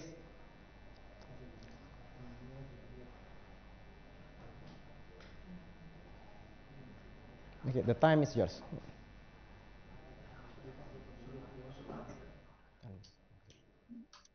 Thank you, Dr. Arudian. Good morning, everybody. First of all, I would like to express my gratitude to give me an opportunity to introduce our project, Microbially Enhanced Cold-based Methane of Holmove Research Institute for the Subsurface Environment, HRISE. In the fifth ICEMINE 2022.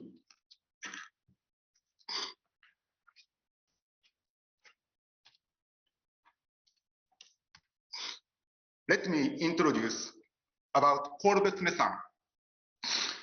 Coals generally contain methane at high concentration in the internal spaces. Since late 1980s, the methane has been economically produced as unconventional hydrocarbon resources. Why is coal-based methane attractive? Because methane is relatively clean burning source of energy. And as conventional hydrocarbon resources such as oil are depleted, the development of unconventional hydrocarbon resources is necessary. By the way, how does coal-based methane originate?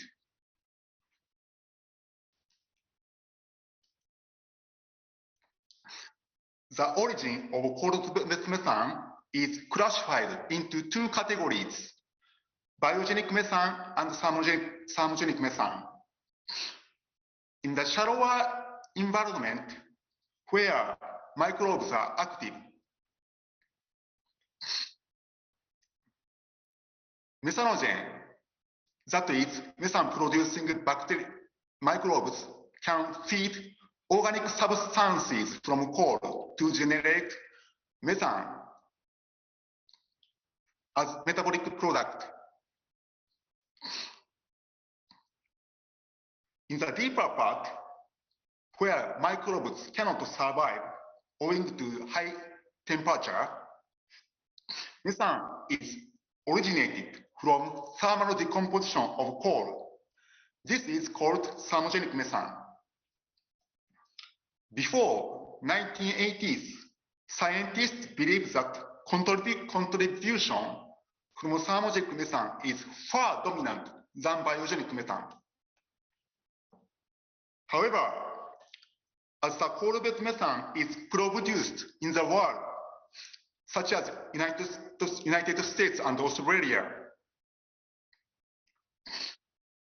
biogenic methane is found to be contributing significant proportion of the produced coal-based methane.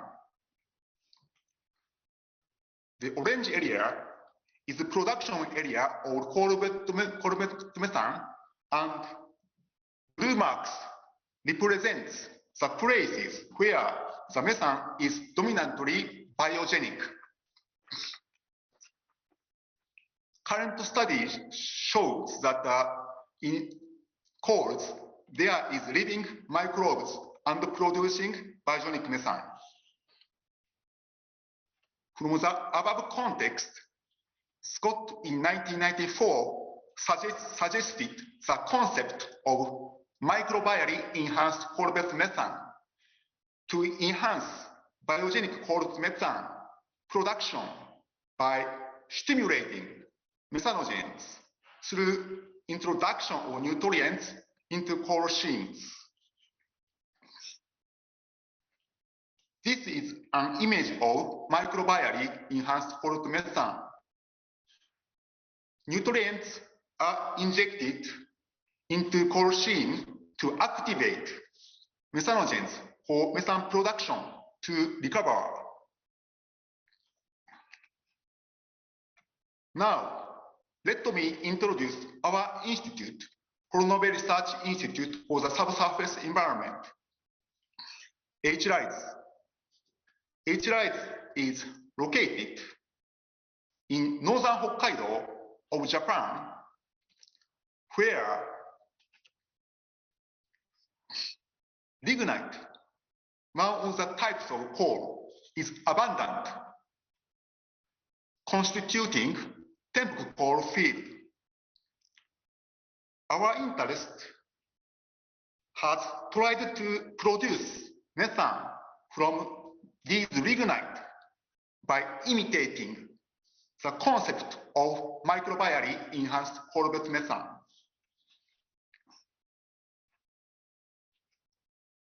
In specific, we proposed the concept subsurface cultivation and gasification. Here, hydrogen peroxide, H2O2, is injected into the lignite seam to form organic acids that is methanogen's food by the reaction of hydrogen peroxide with lignite. And then methanogens in the lignite seam will eat this food to produce methane, and the produced methane is recovered as energy resources.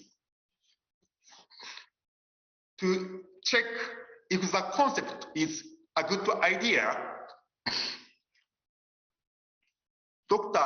Hack, the chairman of this conference, performed experiments in our institute in 2017. Simulated coal bed was prepared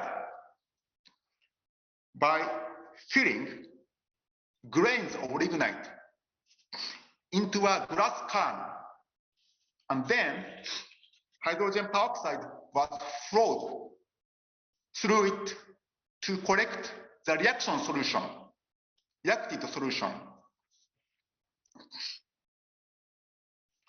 In this graph, the vertical axis is the concentration of organic acids in the collected solution, such as oxalic acid, formic acid, and acetic acid, and so on. The horizontal axis is the time after the start of this flow-through experiment. Dr. Hack confirmed the generation of organic acids at high concentrations, that is methanogen's food, during the flow of hydrogen peroxide in the simulated lignite seams. We sampled lignite from an outcrop and immersed the fragmented lignite in the reaction solution of the reaction solution of this experiment in a vial. Dr. Hack found that methane concentration in the headspace increased with time. This means that organic acids in the reaction solution was consumed by living methanogens in the lignite, fragmented lignite inside to produce methane. To test if this outcome is really valid in the field,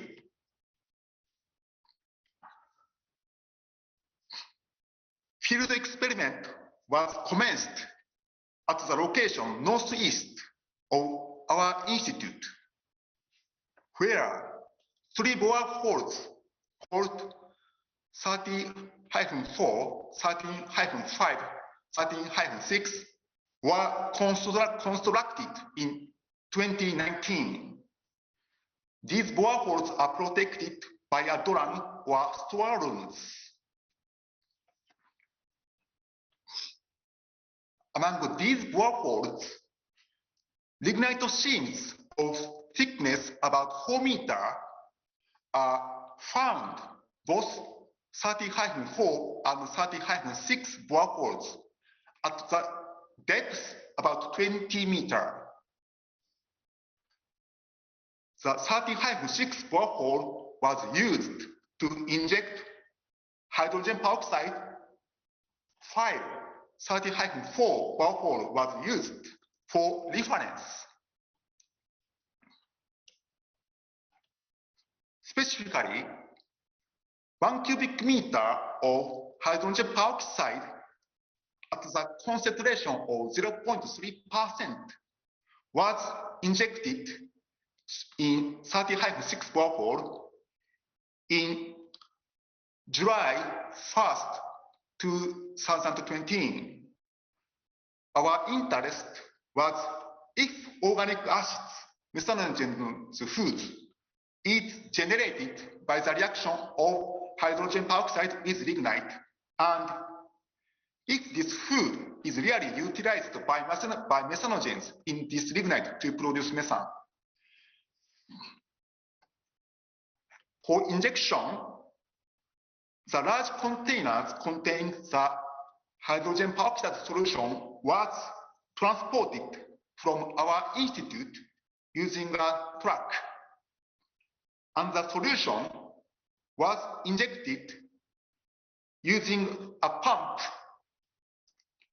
through the cover of the borehole into the lignite seam at the injection rate of 2 to 5 liters per minute.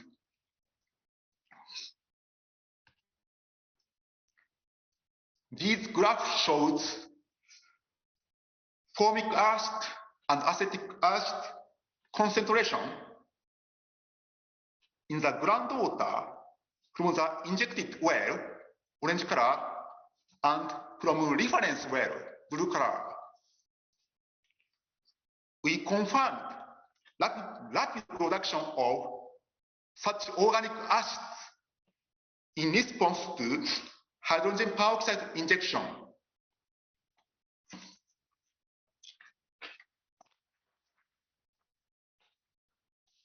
This graph shows microbial density in the cell numbers, microbial cell numbers per milliliter of groundwater from the injected well, orange color, and from reference well, blue color. The microbial density increased after the injection of hydrogen peroxide.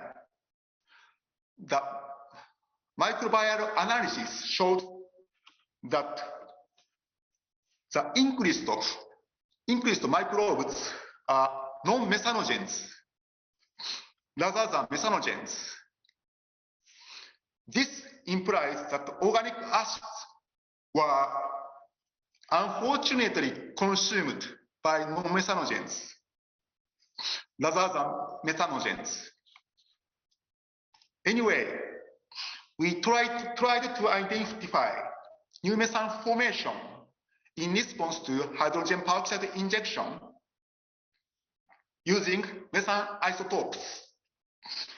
Here, the higher carbon isotopes of methane indicates higher proportion of methane molecules that contain heavy carbon atoms or carbon-13 isotope in the molecules.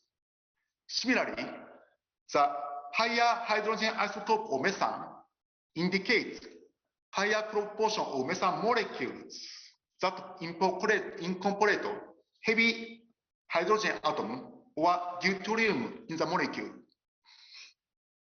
Although these isotopic values of methane in the groundwater from the injected hydrogen peroxide injected well seem to change in response to hydrogen peroxide injection as compared to background values.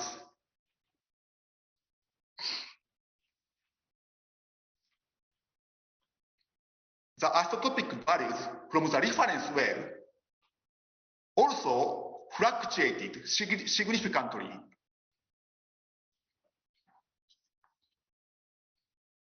Therefore, we have to conclude that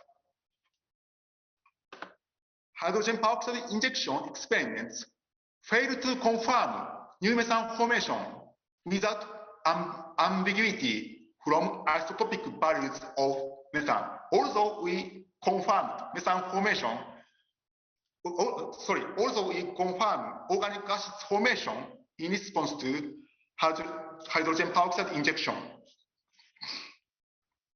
This ambiguity might have arisen by relatively low concentrations of organic acids produced in the lignite stream in our field experiments in response to hydrogen peroxide injection. Therefore, a question arises: if organic acid is directly injected at high concentration, can we confirm new methane formation in lignite streams? To answer this question, 1 cubic meter of formic acid at the concentration of 1 gram per liter was injected into 30-6 borehole in 27th May last year.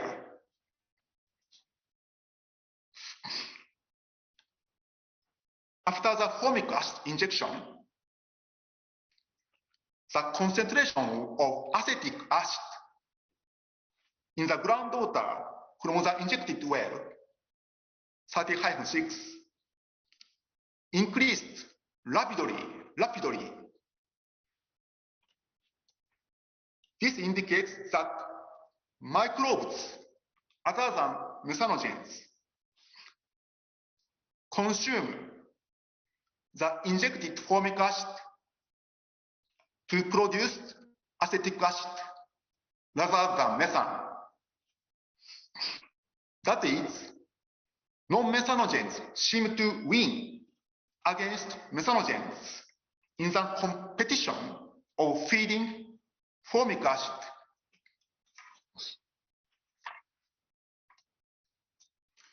The carbon and hydrogen isotopic composition of methane in the groundwater from the injected well seem to change in response to the injection. However, the isotopic values of methane from reference well also change significantly. Therefore, again, we fail to confirm new methane formation in this experiment.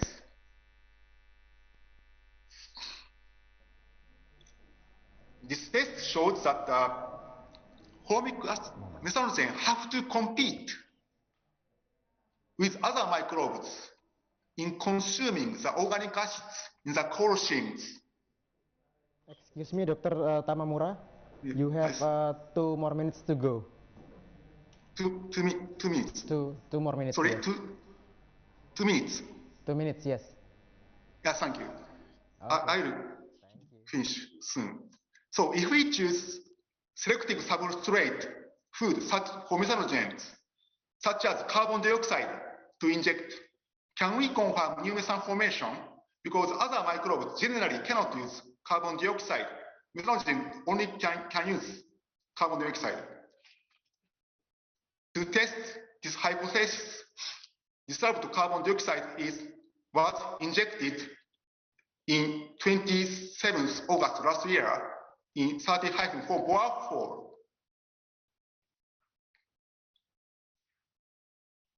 The carbon dioxide solution, dissolved solution, was prepared by bubbling of air in alkaline solution because radioactive carbon dioxide is enriched in air.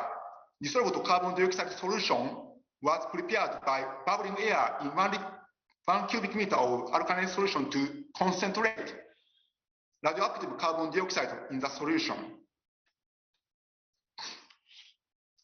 In response to increase of the radioactive carbon dioxide concentration in the groundwater of the injected well, radioactive methane concentration also increased immediately, indicating the rapid conversion of this carbon dioxide by methanogens to methane. Summarizing this presentation, hydrogen peroxide injection into lignite seams can produce organic acid, but methanogens have to compete with other microbes in consuming the organic acids. Injected carbon dioxide into lignite can be selectively consumed by methanogens to produce methane. However, the origin of hydrogen to proceed this methane-producing reaction is unclear for now. We are planning to do the same field experiments to check the reproducibility of the previous tests in next future. Thank you very much. Okay, thank you very much, Dr. Tamamura.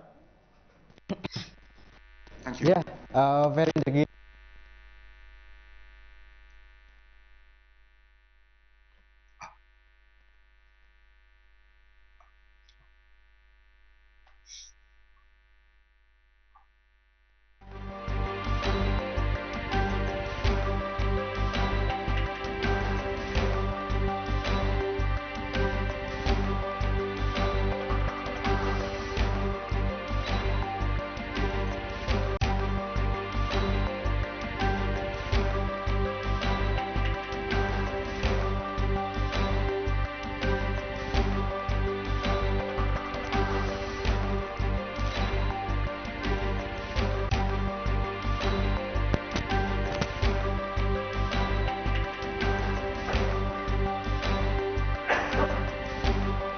Cek.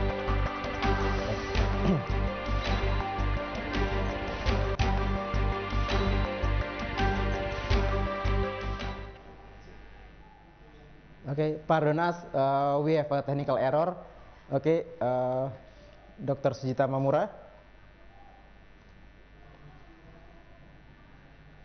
Can you hear my voice? Okay, no problem. Dr. Sujita Mamura, if you don't mind, please be here until the end of the session. We will have a Q&A session after the third presenter presents her presentations. And now we are going... Thank you, Dr. Yeah, excuse me, sorry? Thank you very much, Dr. Okay, yes. Ardian. Please be here, Dr. Tamamura, and we'll back to you for the Q&A session. Yes.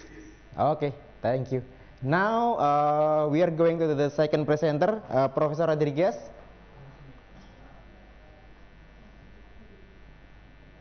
Okay, I will show you the short.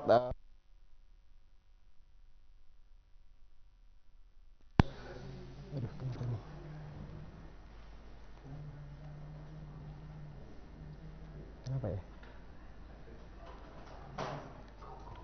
Okay. we will gonna show you the short profile video of Professor Rodriguez.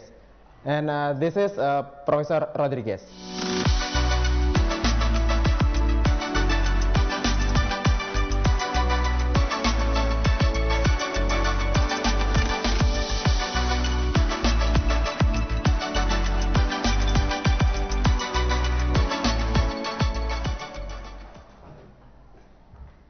Hi, Professor Rodriguez, how are you? How is your family there?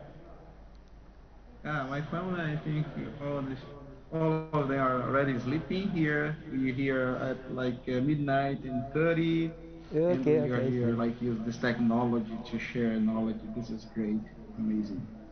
Yeah, awesome. I can see your updates from Instagram, and I'm happy to see your family going on in Brazil. And hopefully we can meet together again. I don't know, maybe in Brazil, Indonesia, or Canada. I don't know, or somewhere else. By the way, sure. Are you ready for the presentation, Professor Rodriguez? Yes, I am. Can I share my screen? Okay, okay. And yeah, the time is yours, Professor Rodriguez. Please. Okay, thank you very much for your presentation. So my talk will be on X-ray diffraction evidence of dynamic ferrite transformation with inside test of microloid steel. Yes. Above Oh yeah, Professor Rodriguez, you have 20 minutes for your presentation. Okay. Okay, and I'll get back to you again in 20 minutes. Okay. Thank you. So this is a work from a team. Okay, we don't work alone. So this team is the team that work with me now. I still include like Professor Clodoaldo Aranas from Canada, and here is this is the outline of my presentation. So for the brief introduction, I'd like to let you know that for this research is focused on rolling process, so metallurgy of transformation of metals. So what we have here in this presentation, I can show you, is that here we have like normally the type of rolling process that according to the material, the structure that will be produced, we have reverse mills, that is plate and rough mills. And then you see like rolling process, the material goes between rolls, okay? And the time, there are some times between strain, between deformation or conformation of the material.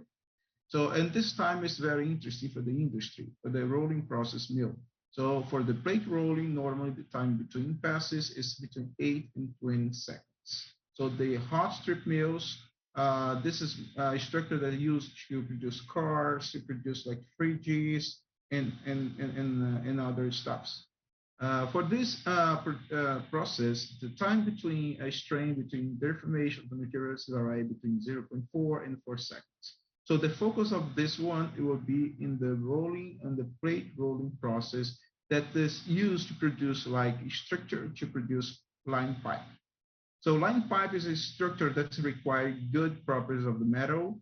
So in terms of crack stability, toughness, resilience. So this is a kind of information that, and also property that's required for the usage. So whatever will be applicable. Okay, I mean like if you use this structure to like transport like oil and gas. So we need this kind of properties of the material. So this research is a kind of research that was developed during my PhD study in Canada. So what we did, so first of all, during the process to produce this kind of structure, normally the industry use what we call like the phase diagram to show and to see which temperature it will be used to roll, to produce, and to strain and deform the metal. So that temperature that's normally used by the industry, it's fall in this range of temperature between 900 centigrade and 1200 centigrade. So the industry was practicing before this kind of research and thinking that the material when it were produced, they were used under a static situation. But during the strain, we don't have a static situation, we have a dynamic situation where the material passes through rolls, it is deformed, it's strained, and when you calculated the phase diagram, here we see that this line over here in the carbon phase diagram, this is normal for steels, so this line goes up like this, it goes up, and this double phase region, it's increased. So what we are normally produce, so the industry were like thinking that they were like straining in the form one phase of the steel that's called austenite, but by input mechanical energy in the system, what we see is that this double phase region, it goes up. So in the range of temperature will appear another softer phase during the rolling process. That's called ferrite. So with this kind of theory, with this kind of investigation, we can associate that the industry can save money, can save energy, because it's not required a higher load on the roll to strain the structure that's being produced. So this kind of research was published by colleagues when I was doing my PhD at McGill, so by Professor Clodoaldo Aranas and other authors. And here is a picture of the EVSD image of the ferrite that is produced above the A3. So what we show here is that above this A3, it's expected to have only austenite, but during the rolling process, so ferrite that is not expected, that some unstable phase will appear. So the industry must take advantage of this kind of phase that appears during the rolling process. So I will not take my time on this one. This is the theory that was developed by the group that we did the research. So where this energy comes from to produce an unstable phase that's not exist according to the thermodynamics. So we use some calculation, use some like mechanical energy that is required to produce ferrite. So there is some stable phase inside the austenite phase field. And here I'll not take like my long time in this, but I'll have time for questions. So the steel that we used for this research was a material that was given by the industry in Canada. Is a steel that it has a higher content of niobium. If you see here, 0.01, approximately 0.1 is considered a high amount of niobium because it's a very expensive mineral. Okay, so and here we have manganese, silicon, and other chemical elements. And also we calculate the A3 temperature under orthoequilibrium and paraequilibrium temperature. What we did in the laboratory scale that is not possible to do in the industry. The industries are producing the structure. What we need, we go to the laboratory, we do experiments, we do simulation, where you provide information, scientific information to the industry.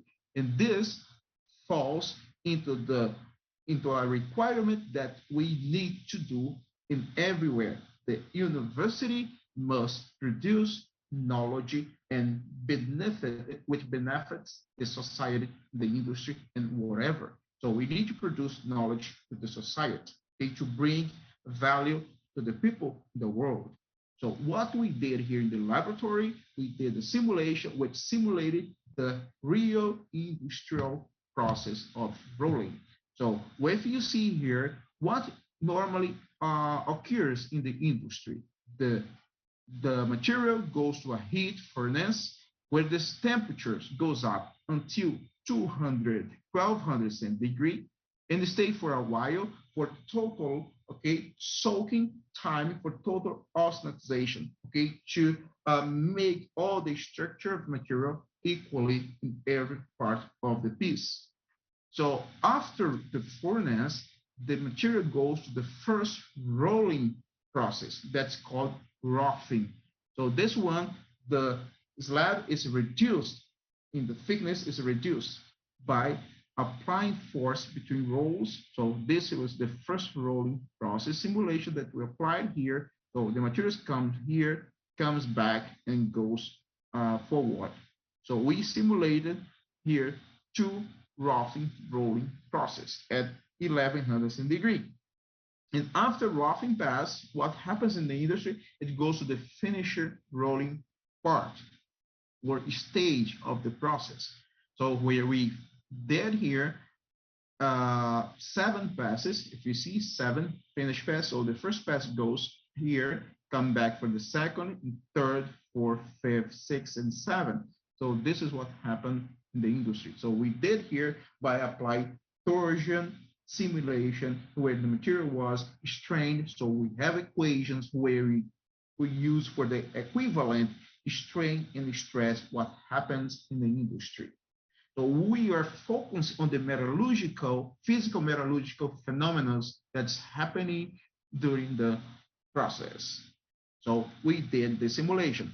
And what is interesting here is that we did simulation where if you see here in terms of time here in this thermomechanical schedule, we see that this first here, we have a cooling rate where the material is strained, is deformed. And here you have another cooling rate.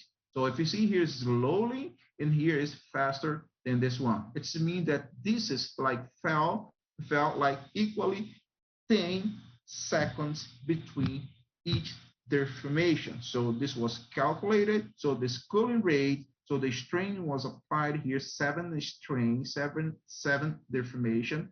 We see that the time between passes coincided with 10 seconds between passes. And the other situation, the time between passes coincided with 30 seconds between passes. So we have like shorter time between strain, between deformation. You have here like longer time between passes. So, and the strain, the maximum strain was applied was 0.2 per pass here in the finishing stage, okay, of the rolling process that is practiced in the industry. And here is the stress strain curve. So the industry take this this kind of data. So the industry takes the stress, what are the stresses applied here with the strain. So the second pass, the third, the fifth, sixth, and so on until the 7th pass. So the total strain here, 1.4, it means that the material was reduced, okay, a lot. So the thickness of the material was reduced a lot. So we see like kind of like aluminum that we use like to cover some food when put in the furnace. So this lamina of aluminum, so it's passed through rolling process. So for the material that we use to produce line pipes, long line pipes of 12 millimeter like thickness, okay, of the wall. So it's first of all, it passed through rolling process, okay? And this one, if we see, here was like the stress strain curve that was acquired after 10 seconds between passes, between deformation. And here we have 30 seconds. What we have here in this dotted line here, okay, this dashed line is that what it was expected to have of the stress here and here the expected, but we saw this, the level of the stress was way, way lower than the expected. So some softening phenomenon is happening during the process. So the industry used like the energy to have this expected, but we have only lower stress. So some softening mechanisms is happening during the process, during the rolling process of the material. And also we see that a shorter time, 10 seconds between passes, so the level of the stress are lower than when you have longer time between deformation. So something also is influencing, okay, is affecting the softening mechanism. So the time between passes. So this is something that must be like that we pay attention. We need pay attention in this time, the time between deformation. So when you take this stress strain curve, so we apply the interval, okay, we apply the the area under the curves, okay, we see that we have this level of stress that is called mean flow stresses. So if we see for time between passes 10 seconds, so the mean flow stress, so the level of the stresses are lower than the longer time. So what is happening? So probably we are forming ferrite that is the softer phase. So in the time between passes, it's not loading the material. So the ferrite that is unstable phase, it tends to come back to the stable phase that is austenite. So for shorter time, so we retransform ferrite that was produced into austenite. For longer time, so we have much more time, okay, for the ferrite transform back. So we have much more austenite that is harder than the ferrite. So we use like optical. First of all, the first analysis, the most like useful, that's more the easier like characterization that normally the metallurgists use is the optical. Okay, so using the optical, we see that before the first pass, we had some light parts. Okay, we have some ferrite. So after the first pass, we see that this region of lighter phase, it's a little bit like much more. So after the third pass, this lighter phase, so increase like qualitatively. So after the fifth pass, so we see also an increase in the quantity of ferrite. So after the seventh pass, we have much more ferrite. So the industry never practices their process imagining that ferrite was produced inside the stable austenite phase field. So we are proving here like optically. So how do I did this one? So what I did, I just like strained the material and quenched immediately. So we received a lot of skepticism from the metallurgists. So, but the ferrite cannot be produced by strain, by deformation, because it's not a stable phase. So the ferrite must probably be produced by quenching. When you cool down the sample, so ferrite may be produced not due to the strain. So those are some criticisms that our investigation received from the metallurgists, from the industry. Okay, so we guaranteed that the cooling rate, the quenching was like fast enough to avoid ferrite formation due to quenching, due to cooling. So we guaranteed that ferrite was only produced by strain. Okay, let's hold on. So I calculated, okay, the volume fraction of ferrite was produced between the passes. So it was not expected to have ferrite above the A3 line. When you see this line here, it means like the temperature, the A3 temperature, that's from here to the left, it's expected to have only austenite. So, but when I calculated like this, like black line here is before the pass. So I apply the first finish pass here at the temperature, this temperature. What do we have? We have some formation of ferrite during the strain. So we calculated from the optical images. Okay, we calculate. So for the time between passes, we had ferrite formed during the strain, during the rolling, during the application of the loading over the material. For time between passes where 30 seconds was used, so you had less ferrite formed. And here we have what we calculated these spaces over here, we put over here. So 10 seconds between passes, so the time between each deformation, okay, of the seventh pass, we produce here, in the first pass, we produce the same amount. But after the second, the third, so we see that the shorter interpass time, we had much more ferrite because the ferrite is formed, so the time is shorter to come back into an austenite that is harder phase than the ferrite. And here we have this data.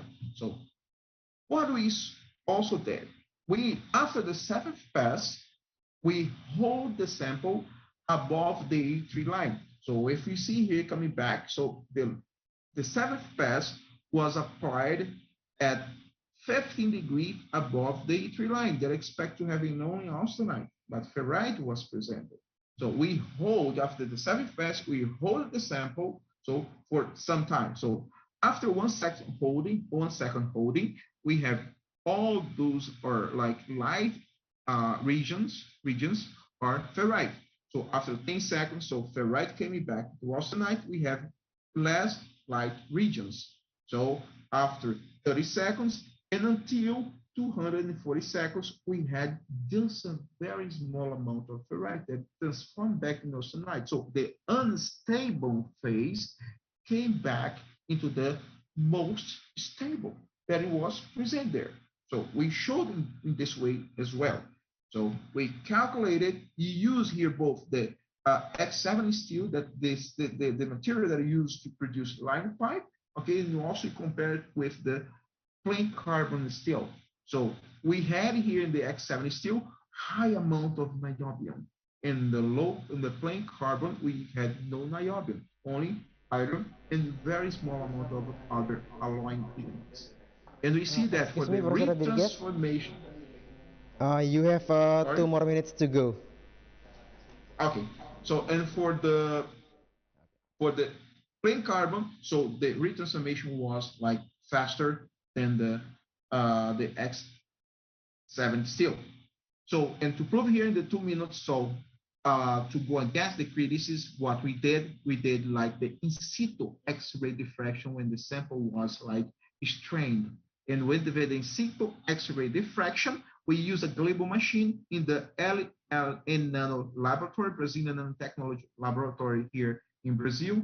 You use like in situ experiment when the material was strained. So we had like in situ X-ray experiment. So above the tree, you use, here is the stress strain curve, and here are the signal of the X-ray diffraction pattern. So during the load, during the force, that is not expected to have ferrite. So the X-ray diffraction showed here the planes of ferrite appeared above the tree line. So this goes against all criticism. So in the industry can take advantage of the universities, of the research institution. So what we are doing research to provide scientific, okay, data for the industry, for the society to take an advantage of this. So this is what we did. And we also calculate some other, we compared like the X-ray diffraction with the volume fraction of optical. We also did SCM analysis. We showed EBSD, and here is the texture analysis. So we saw here ferrite plane. So we proved by the also the EBSD and texture analysis that ferrite was indeed presented during the rolling process above the tree line. So the industry can take an advantage of this. So ferrite is formed dynamically during the rolling process above the tree line. And X-ray diffraction measurement proved the existence of ferrite. So also texture analysis proved that this ferrite is beneficial to the industry. And the presence of ferrite at the start of the accelerated cooling will require modification to phase transformation method that is used by the rolling industry. So my knowledge goes to my institution and to the sponsors that is like they are investing in this investigation. And also I thank you very much for inviting me to show some of this research. Okay, and also Professor Aldin for inviting me for this section. Thank you very much. Okay, thank you very much, Professor Rodriguez. And yeah, I can see that you are very productive after you graduated from McGill, right? And I just know that you got postdoctoral degree as well after you graduated from McGill, if I'm not mistaken. And for the all audience, Professor Rodriguez is one of the productive researchers in the world, I think.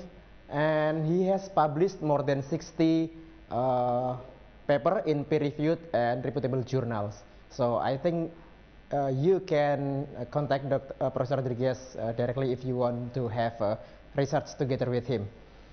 And Professor Rodriguez, if you don't mind, please be here until the end of the session, and we will have a Q&A session after the third presenter presents her presentations. Is that okay? Sure. Okay, I'll be here. Thank you very much. Yes. Okay. Now we are going to the third presenter. Her name is Dr. Konstantina Calastara. Hi, Dr. Calastara. Are you here? Hi. How are you doing? Hi. Okay. You look a little bit tired, but it's okay. I know it's midnight in Montreal, right? Yes, it's a bit late here, but I'm very happy to be here. No, maybe you're still, yeah. By the way, congratulations for your work in Hedge, right? You're working in Hedge right now. Yes. Okay, congratulations. Correct. And are you ready for your presentations today? Thank you very much. Okay, I'm gonna show your profile, short profile video for Dr. Calastara. Okay, so this is Dr. Calastara.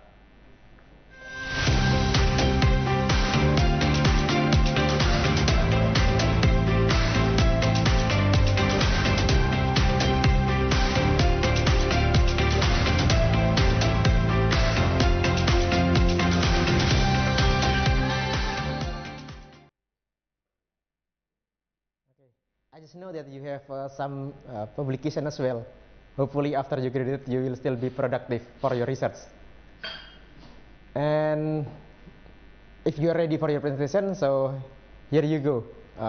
The time is yours, Dr. Calastara.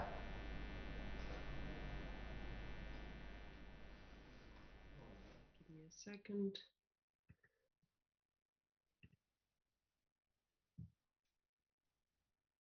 Excellent. Hello, everyone, and thank you very much for having me. Today, I would present some things I did during my PhD under the supervision of Professor George Dimopoulos at McGill University. I would like to thank our sponsors, and today we're going to talk about titanium dioxide photocatalyst and the synthesis and the removal of selenium from water. But the question would be, first, why do we care about selenium? Well, selenium is a chemical element that was discovered back in 1800. And fun fact, it comes from the Greek word selene. Well, I'm Greek. So selenium is a serious contaminant because it comes from an environmental concern, because it comes from coal mining, pigment production, non-ferrous metallurgical plants, oil refineries. And there's a paradox. You see those two pictures, the one on the left and the one on the right. What is like the connection? What is the paradox? Well, on the left, we have the Grand Canyon, where back in 2015, it was reported that the rivers and the streams were contaminated with dangerous levels of selenium and mercury. On the right, we have something that, well, in Canada at least, you can find even on any pharmacy, grocery. It's some supplements that some people you may know should take daily. So the thing that we have sometimes and say, well, more of a good thing is not always better, definitely applies for selenium intake as well. Selenium, so it can get very toxic depending on its oxidation state. So selenium exists in 4 different oxidation states: elemental selenium, selenide, selenite, and selenate, as well as other organic forms. Both selenium 6 and 4 are the predominant soluble species and can contaminate the water. Different regulatory limits exist in different areas of the world for drinking water and discharge water. And let's talk about nanotitanium dioxide, other known as titanium, nanotitanium. In this work, titanium dioxide is our main photocatalyst. What is a photocatalyst? A photocatalyst is a semiconductor that has a characteristic valence band over here and a conduction band over here. And it absorbs UV light that is less than 300 nanometers wavelength. During absorption, electrons from the valence band jump, get excited, and jump to the conduction band. That's an actual term, and jump to the conduction band, leaving behind holes. And these created electron and holes pairs can be involved in several reactions that we will continue to see later on. Nanotitanium dioxide have three different polymers, anatase, bruchite, and rutile. These have different band gaps that have an effect on their photocatalytic activity. So in the commercial nanotitanium dioxide, nano P25 is actually a mix of 80% anatase and 20% rutile. So these nanotitania can be used for both organic and inorganic pollutants. And our goal in this presentation would be to eliminate selenium efficiently and with efficacy. So why selenium-6 is a challenge? Well, the current removal technologies involve physical treatment, like line filtration, ion exchange, chemical treatment, like chemical reduction and adsorption, or biological treatment with, again, reduction. And guess what? All involve adsorption and or reduction, meaning that selenium should adsorb somewhere and then reduce. So the problem is that selenium, you guessed it, is not good in adsorption and reducing purposes. And this is why we use titanium dioxide. So anatase, bruchite, and rutile have different geometry. Tetragonal geometry is anatase and rutile, and bruchite is the orthorhombic one. And this will have an effect. Let's see how we synthesize them. In this photo, we have our reactor. This is a continuous stir tank reactor over here, 2 liter, where we can continuously pump in a titanium tetrachloride solution, and then we pump out the titanium dioxide colloid. This is our heat bath exchange over here, the reactor, the control unit, and our pump.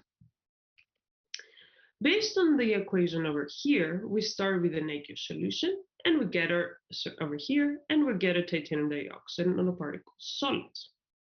The reactor over here is a jacket reactor, meaning that one of the parameters we can control is the temperature. Over here is titanium dioxide nanoparticles in a powder form, and just for you to imagine, first we form anatase, which then transforms to bruchite, and then to rutile, and the driving force is the pH of the solution. So several synthesis tests were conducted at different conditions, but due to time limitation in this section, I'll focus on the characterization of 3: major phase anatase, bruchite, and rutile. As I said, the driven force is pH. The first one was done at pH 2, the second one at 0.7 to 0.8, and the third one less than 0.5. And we were able, using a software, to semi-quantify what are the different phases. So the first one was 70% anatase and 30% bruchite. The second one was mainly predominantly bruchite and a little bit of anatase and rutile. And lastly, 6% rutile and 37% bruchite. But an interesting part that I would like to draw your attention is we focus over here at around 20 to 30 theta degrees, where we're able to see an increase sporadically of the rutile peak over here, as you see, going from the anatase to bruchite to rutile. And remember, it's just this transformation that we mentioned before. So we confirm that we have a transition from one phase to the other.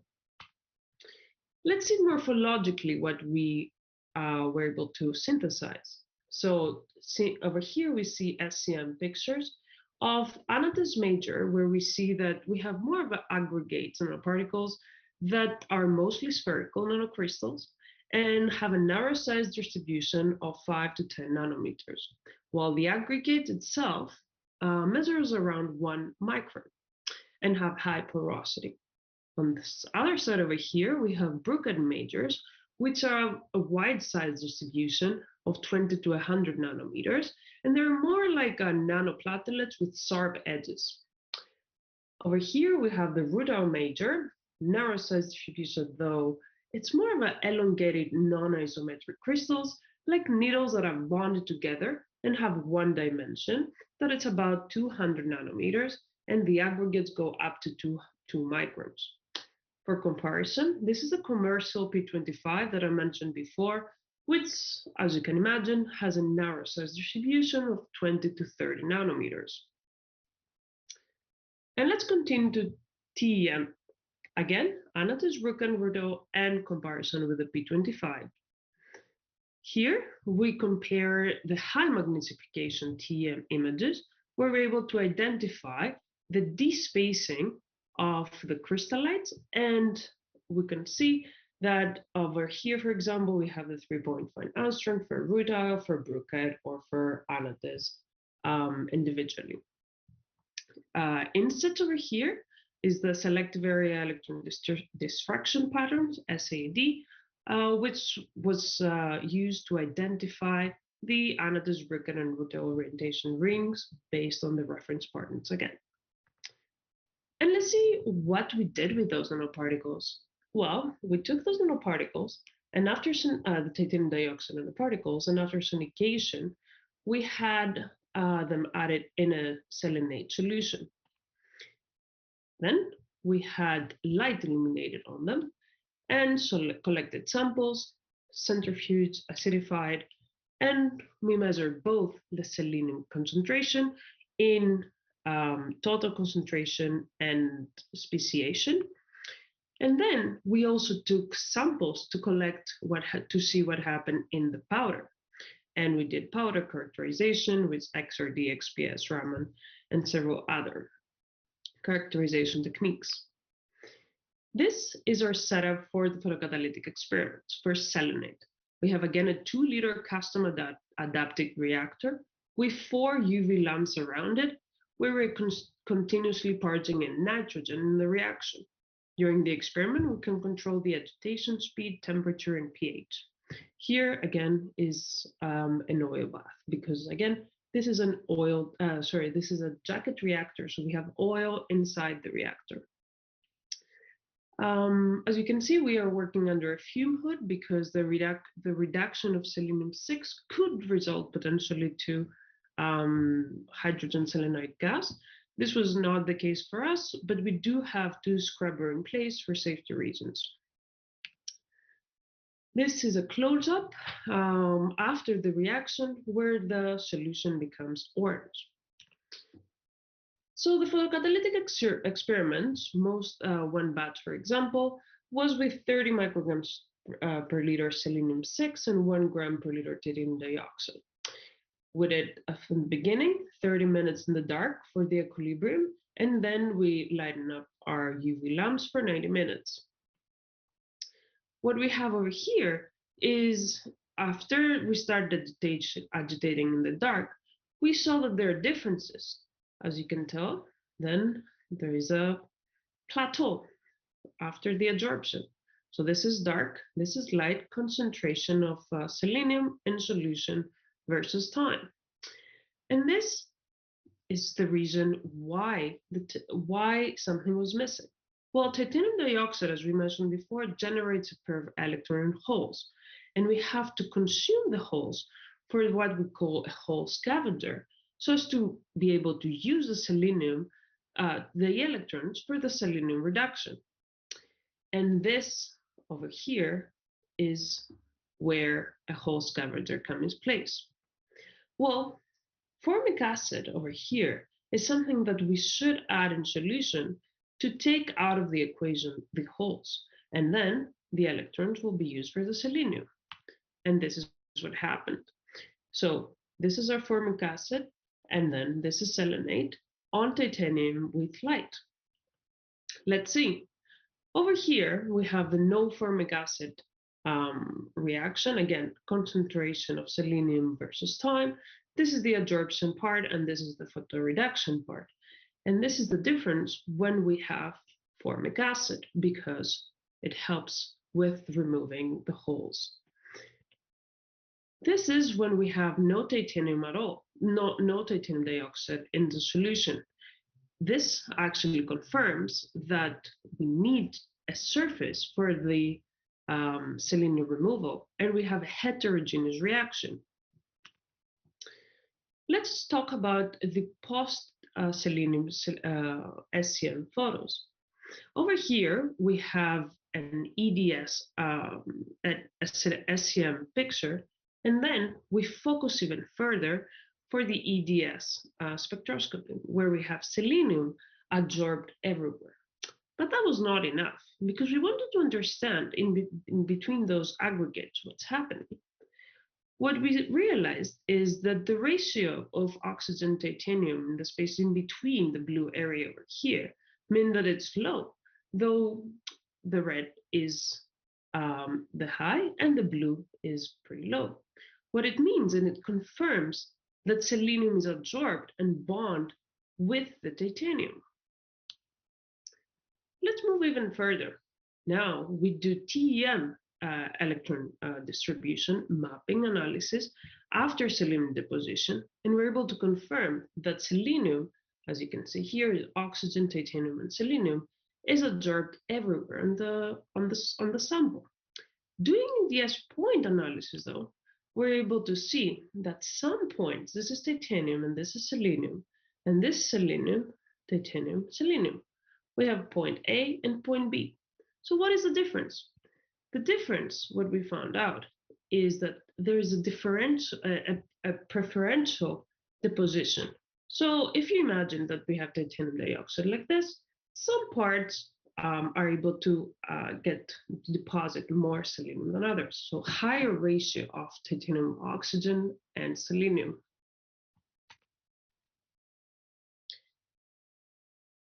Lastly, we did XPS analysis. If we start from the bottom, titanium dioxide, we see that this is the characteristic titanium dioxide spectra. After 30 minutes in the dark, we have adsorption of selenium-4, which then it gets increased after light illumination, and then we have after 90 minutes both selenium-4 and elemental selenium. Excuse me, Dr. Salastara, you have 2 more minutes to go. Yes, thank you very much. So just to sum it up, what we have is titanium dioxide, and after light illumination, we have the generation of electron holes. But if we just have selenium in water, this cannot be adsorbed. That's why we have formic acid that helps with the adsorption as selenium-4, and then even further remove as elemental selenium.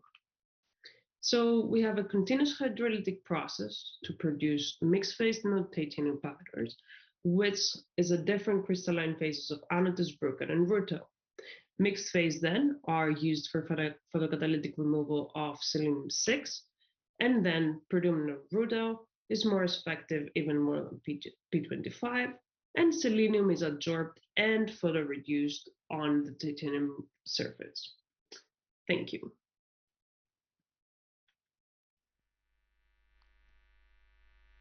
Thank you very much, Dr. Salastara. Now, after the third presenter have finished the presentations, I invite all the audiences to have their questions by raise their hand button or by text your questions in the chat room.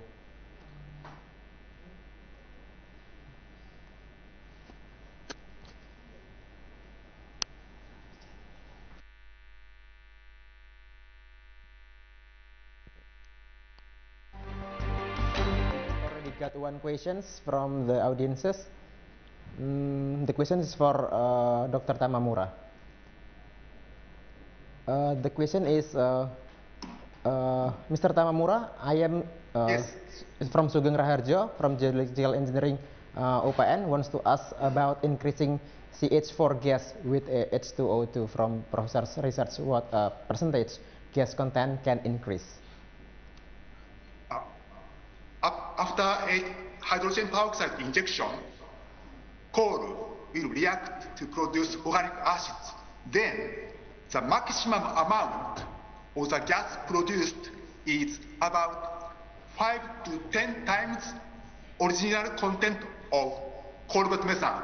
So you can expect at maximum about 5 to 10 times increase for the methane concentration. Is it okay?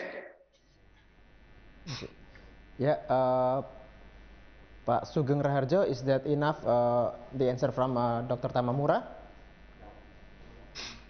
Okay, if we don't have any feedback from Pak Sugeng, I think that's enough. Thank you. Is there any question from the other audiences? Okay, during we are waiting, actually, I have one question for Professor Rodriguez. I can see that the ferrit formed dynamically, right? And I just want to know the correlation between the formation of ferrit and the temperature. What happens if the temperature increase more than 50 degree or decrease less than 50 degree?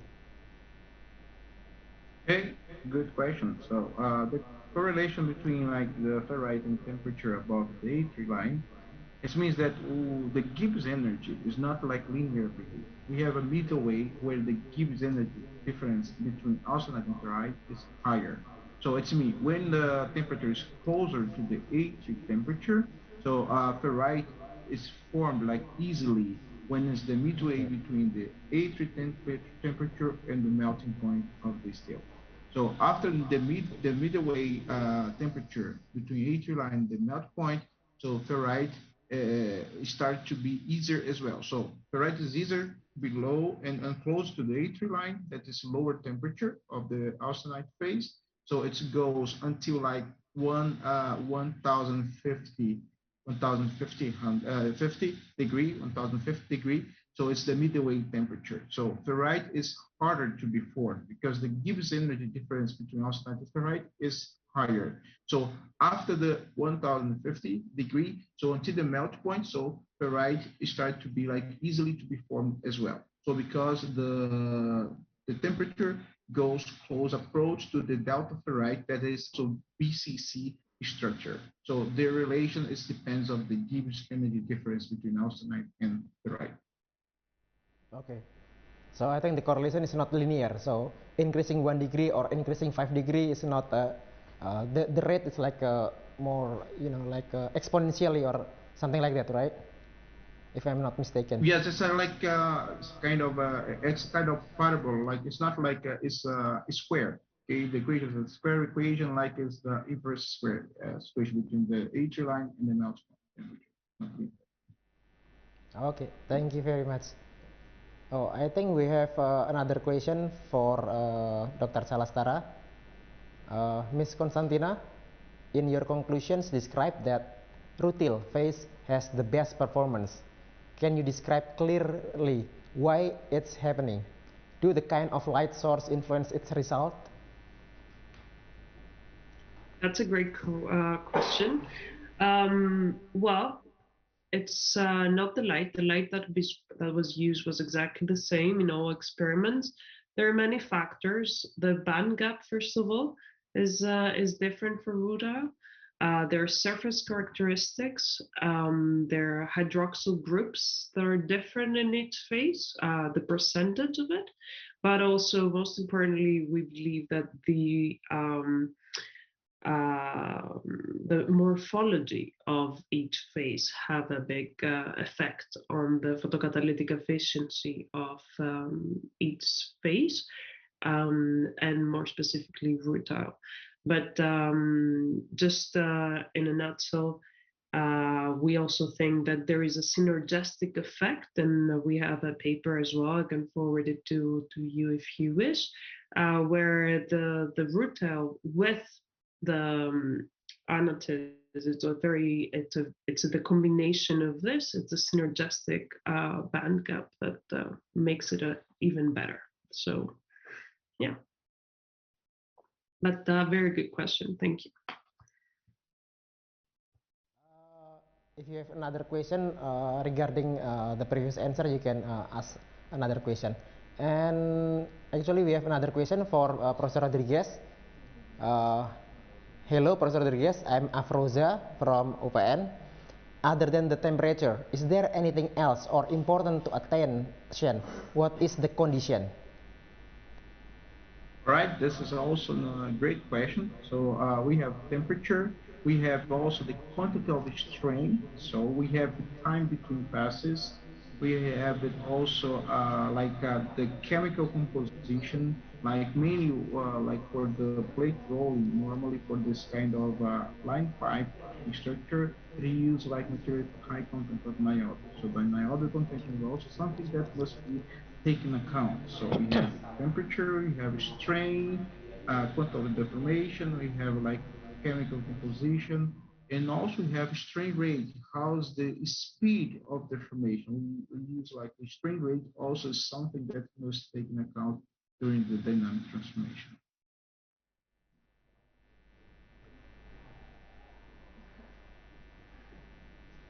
Okay, okay.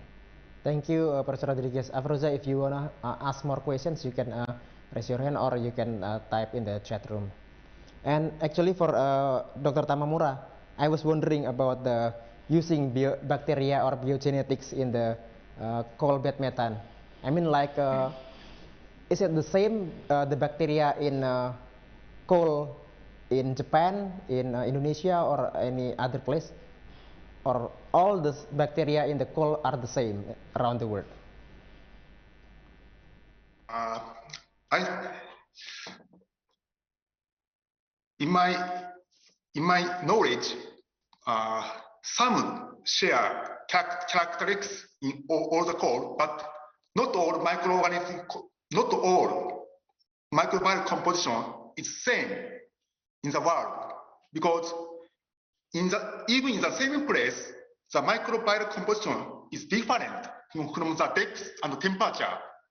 So we have to think that the microbial composition has significant variety in the subsurface in the coals.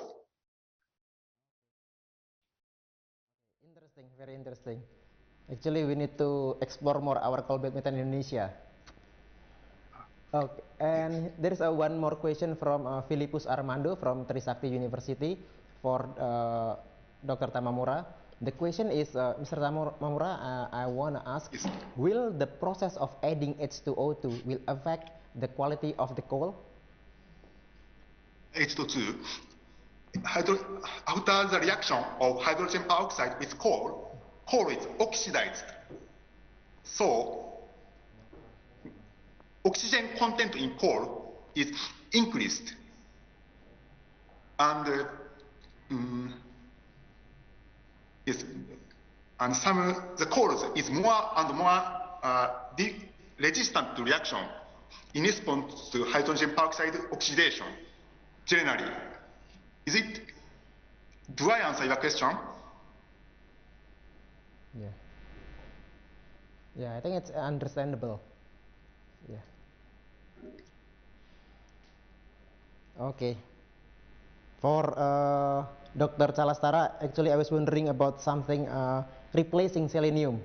Dr. Calastara, are you there? Okay.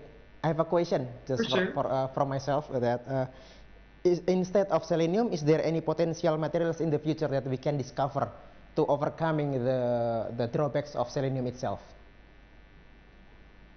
For sure. Actually, titanium dioxide nanoparticles have been used for other inorganic and organic pollutants. There is great potential, and what is interesting and would be great to investigate in the future would be a solution that will have more than one um, ions inside. So it would be interesting to see what the competition and the rate of reduction of those different elements. So yeah, I would say there is great potential for other species and other elements. Great question. Okay. Yeah, I think we can extend your research regarding the yeah.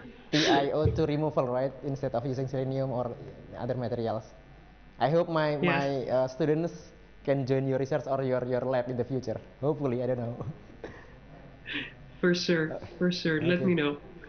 Thank you, thank you. Is there any more questions for the audiences? Do we have? Okay.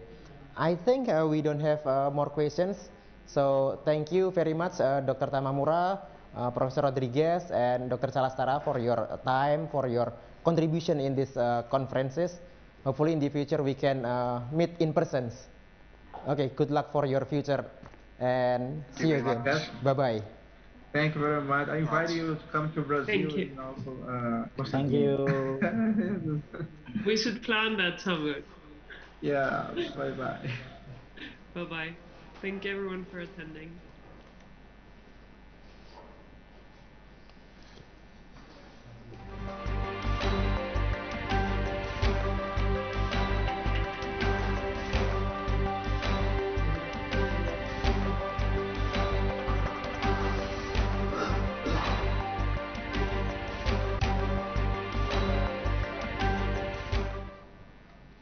Thank you very much, Dr. Aldin, and all the speakers for inspiring us the knowledge about mining environment. See you in the next event, Dr. Aldin. See you. Thank you very much, Mbak Dayu. We are now entering break session, and we will right back at 1 p.m. Western Indonesian time.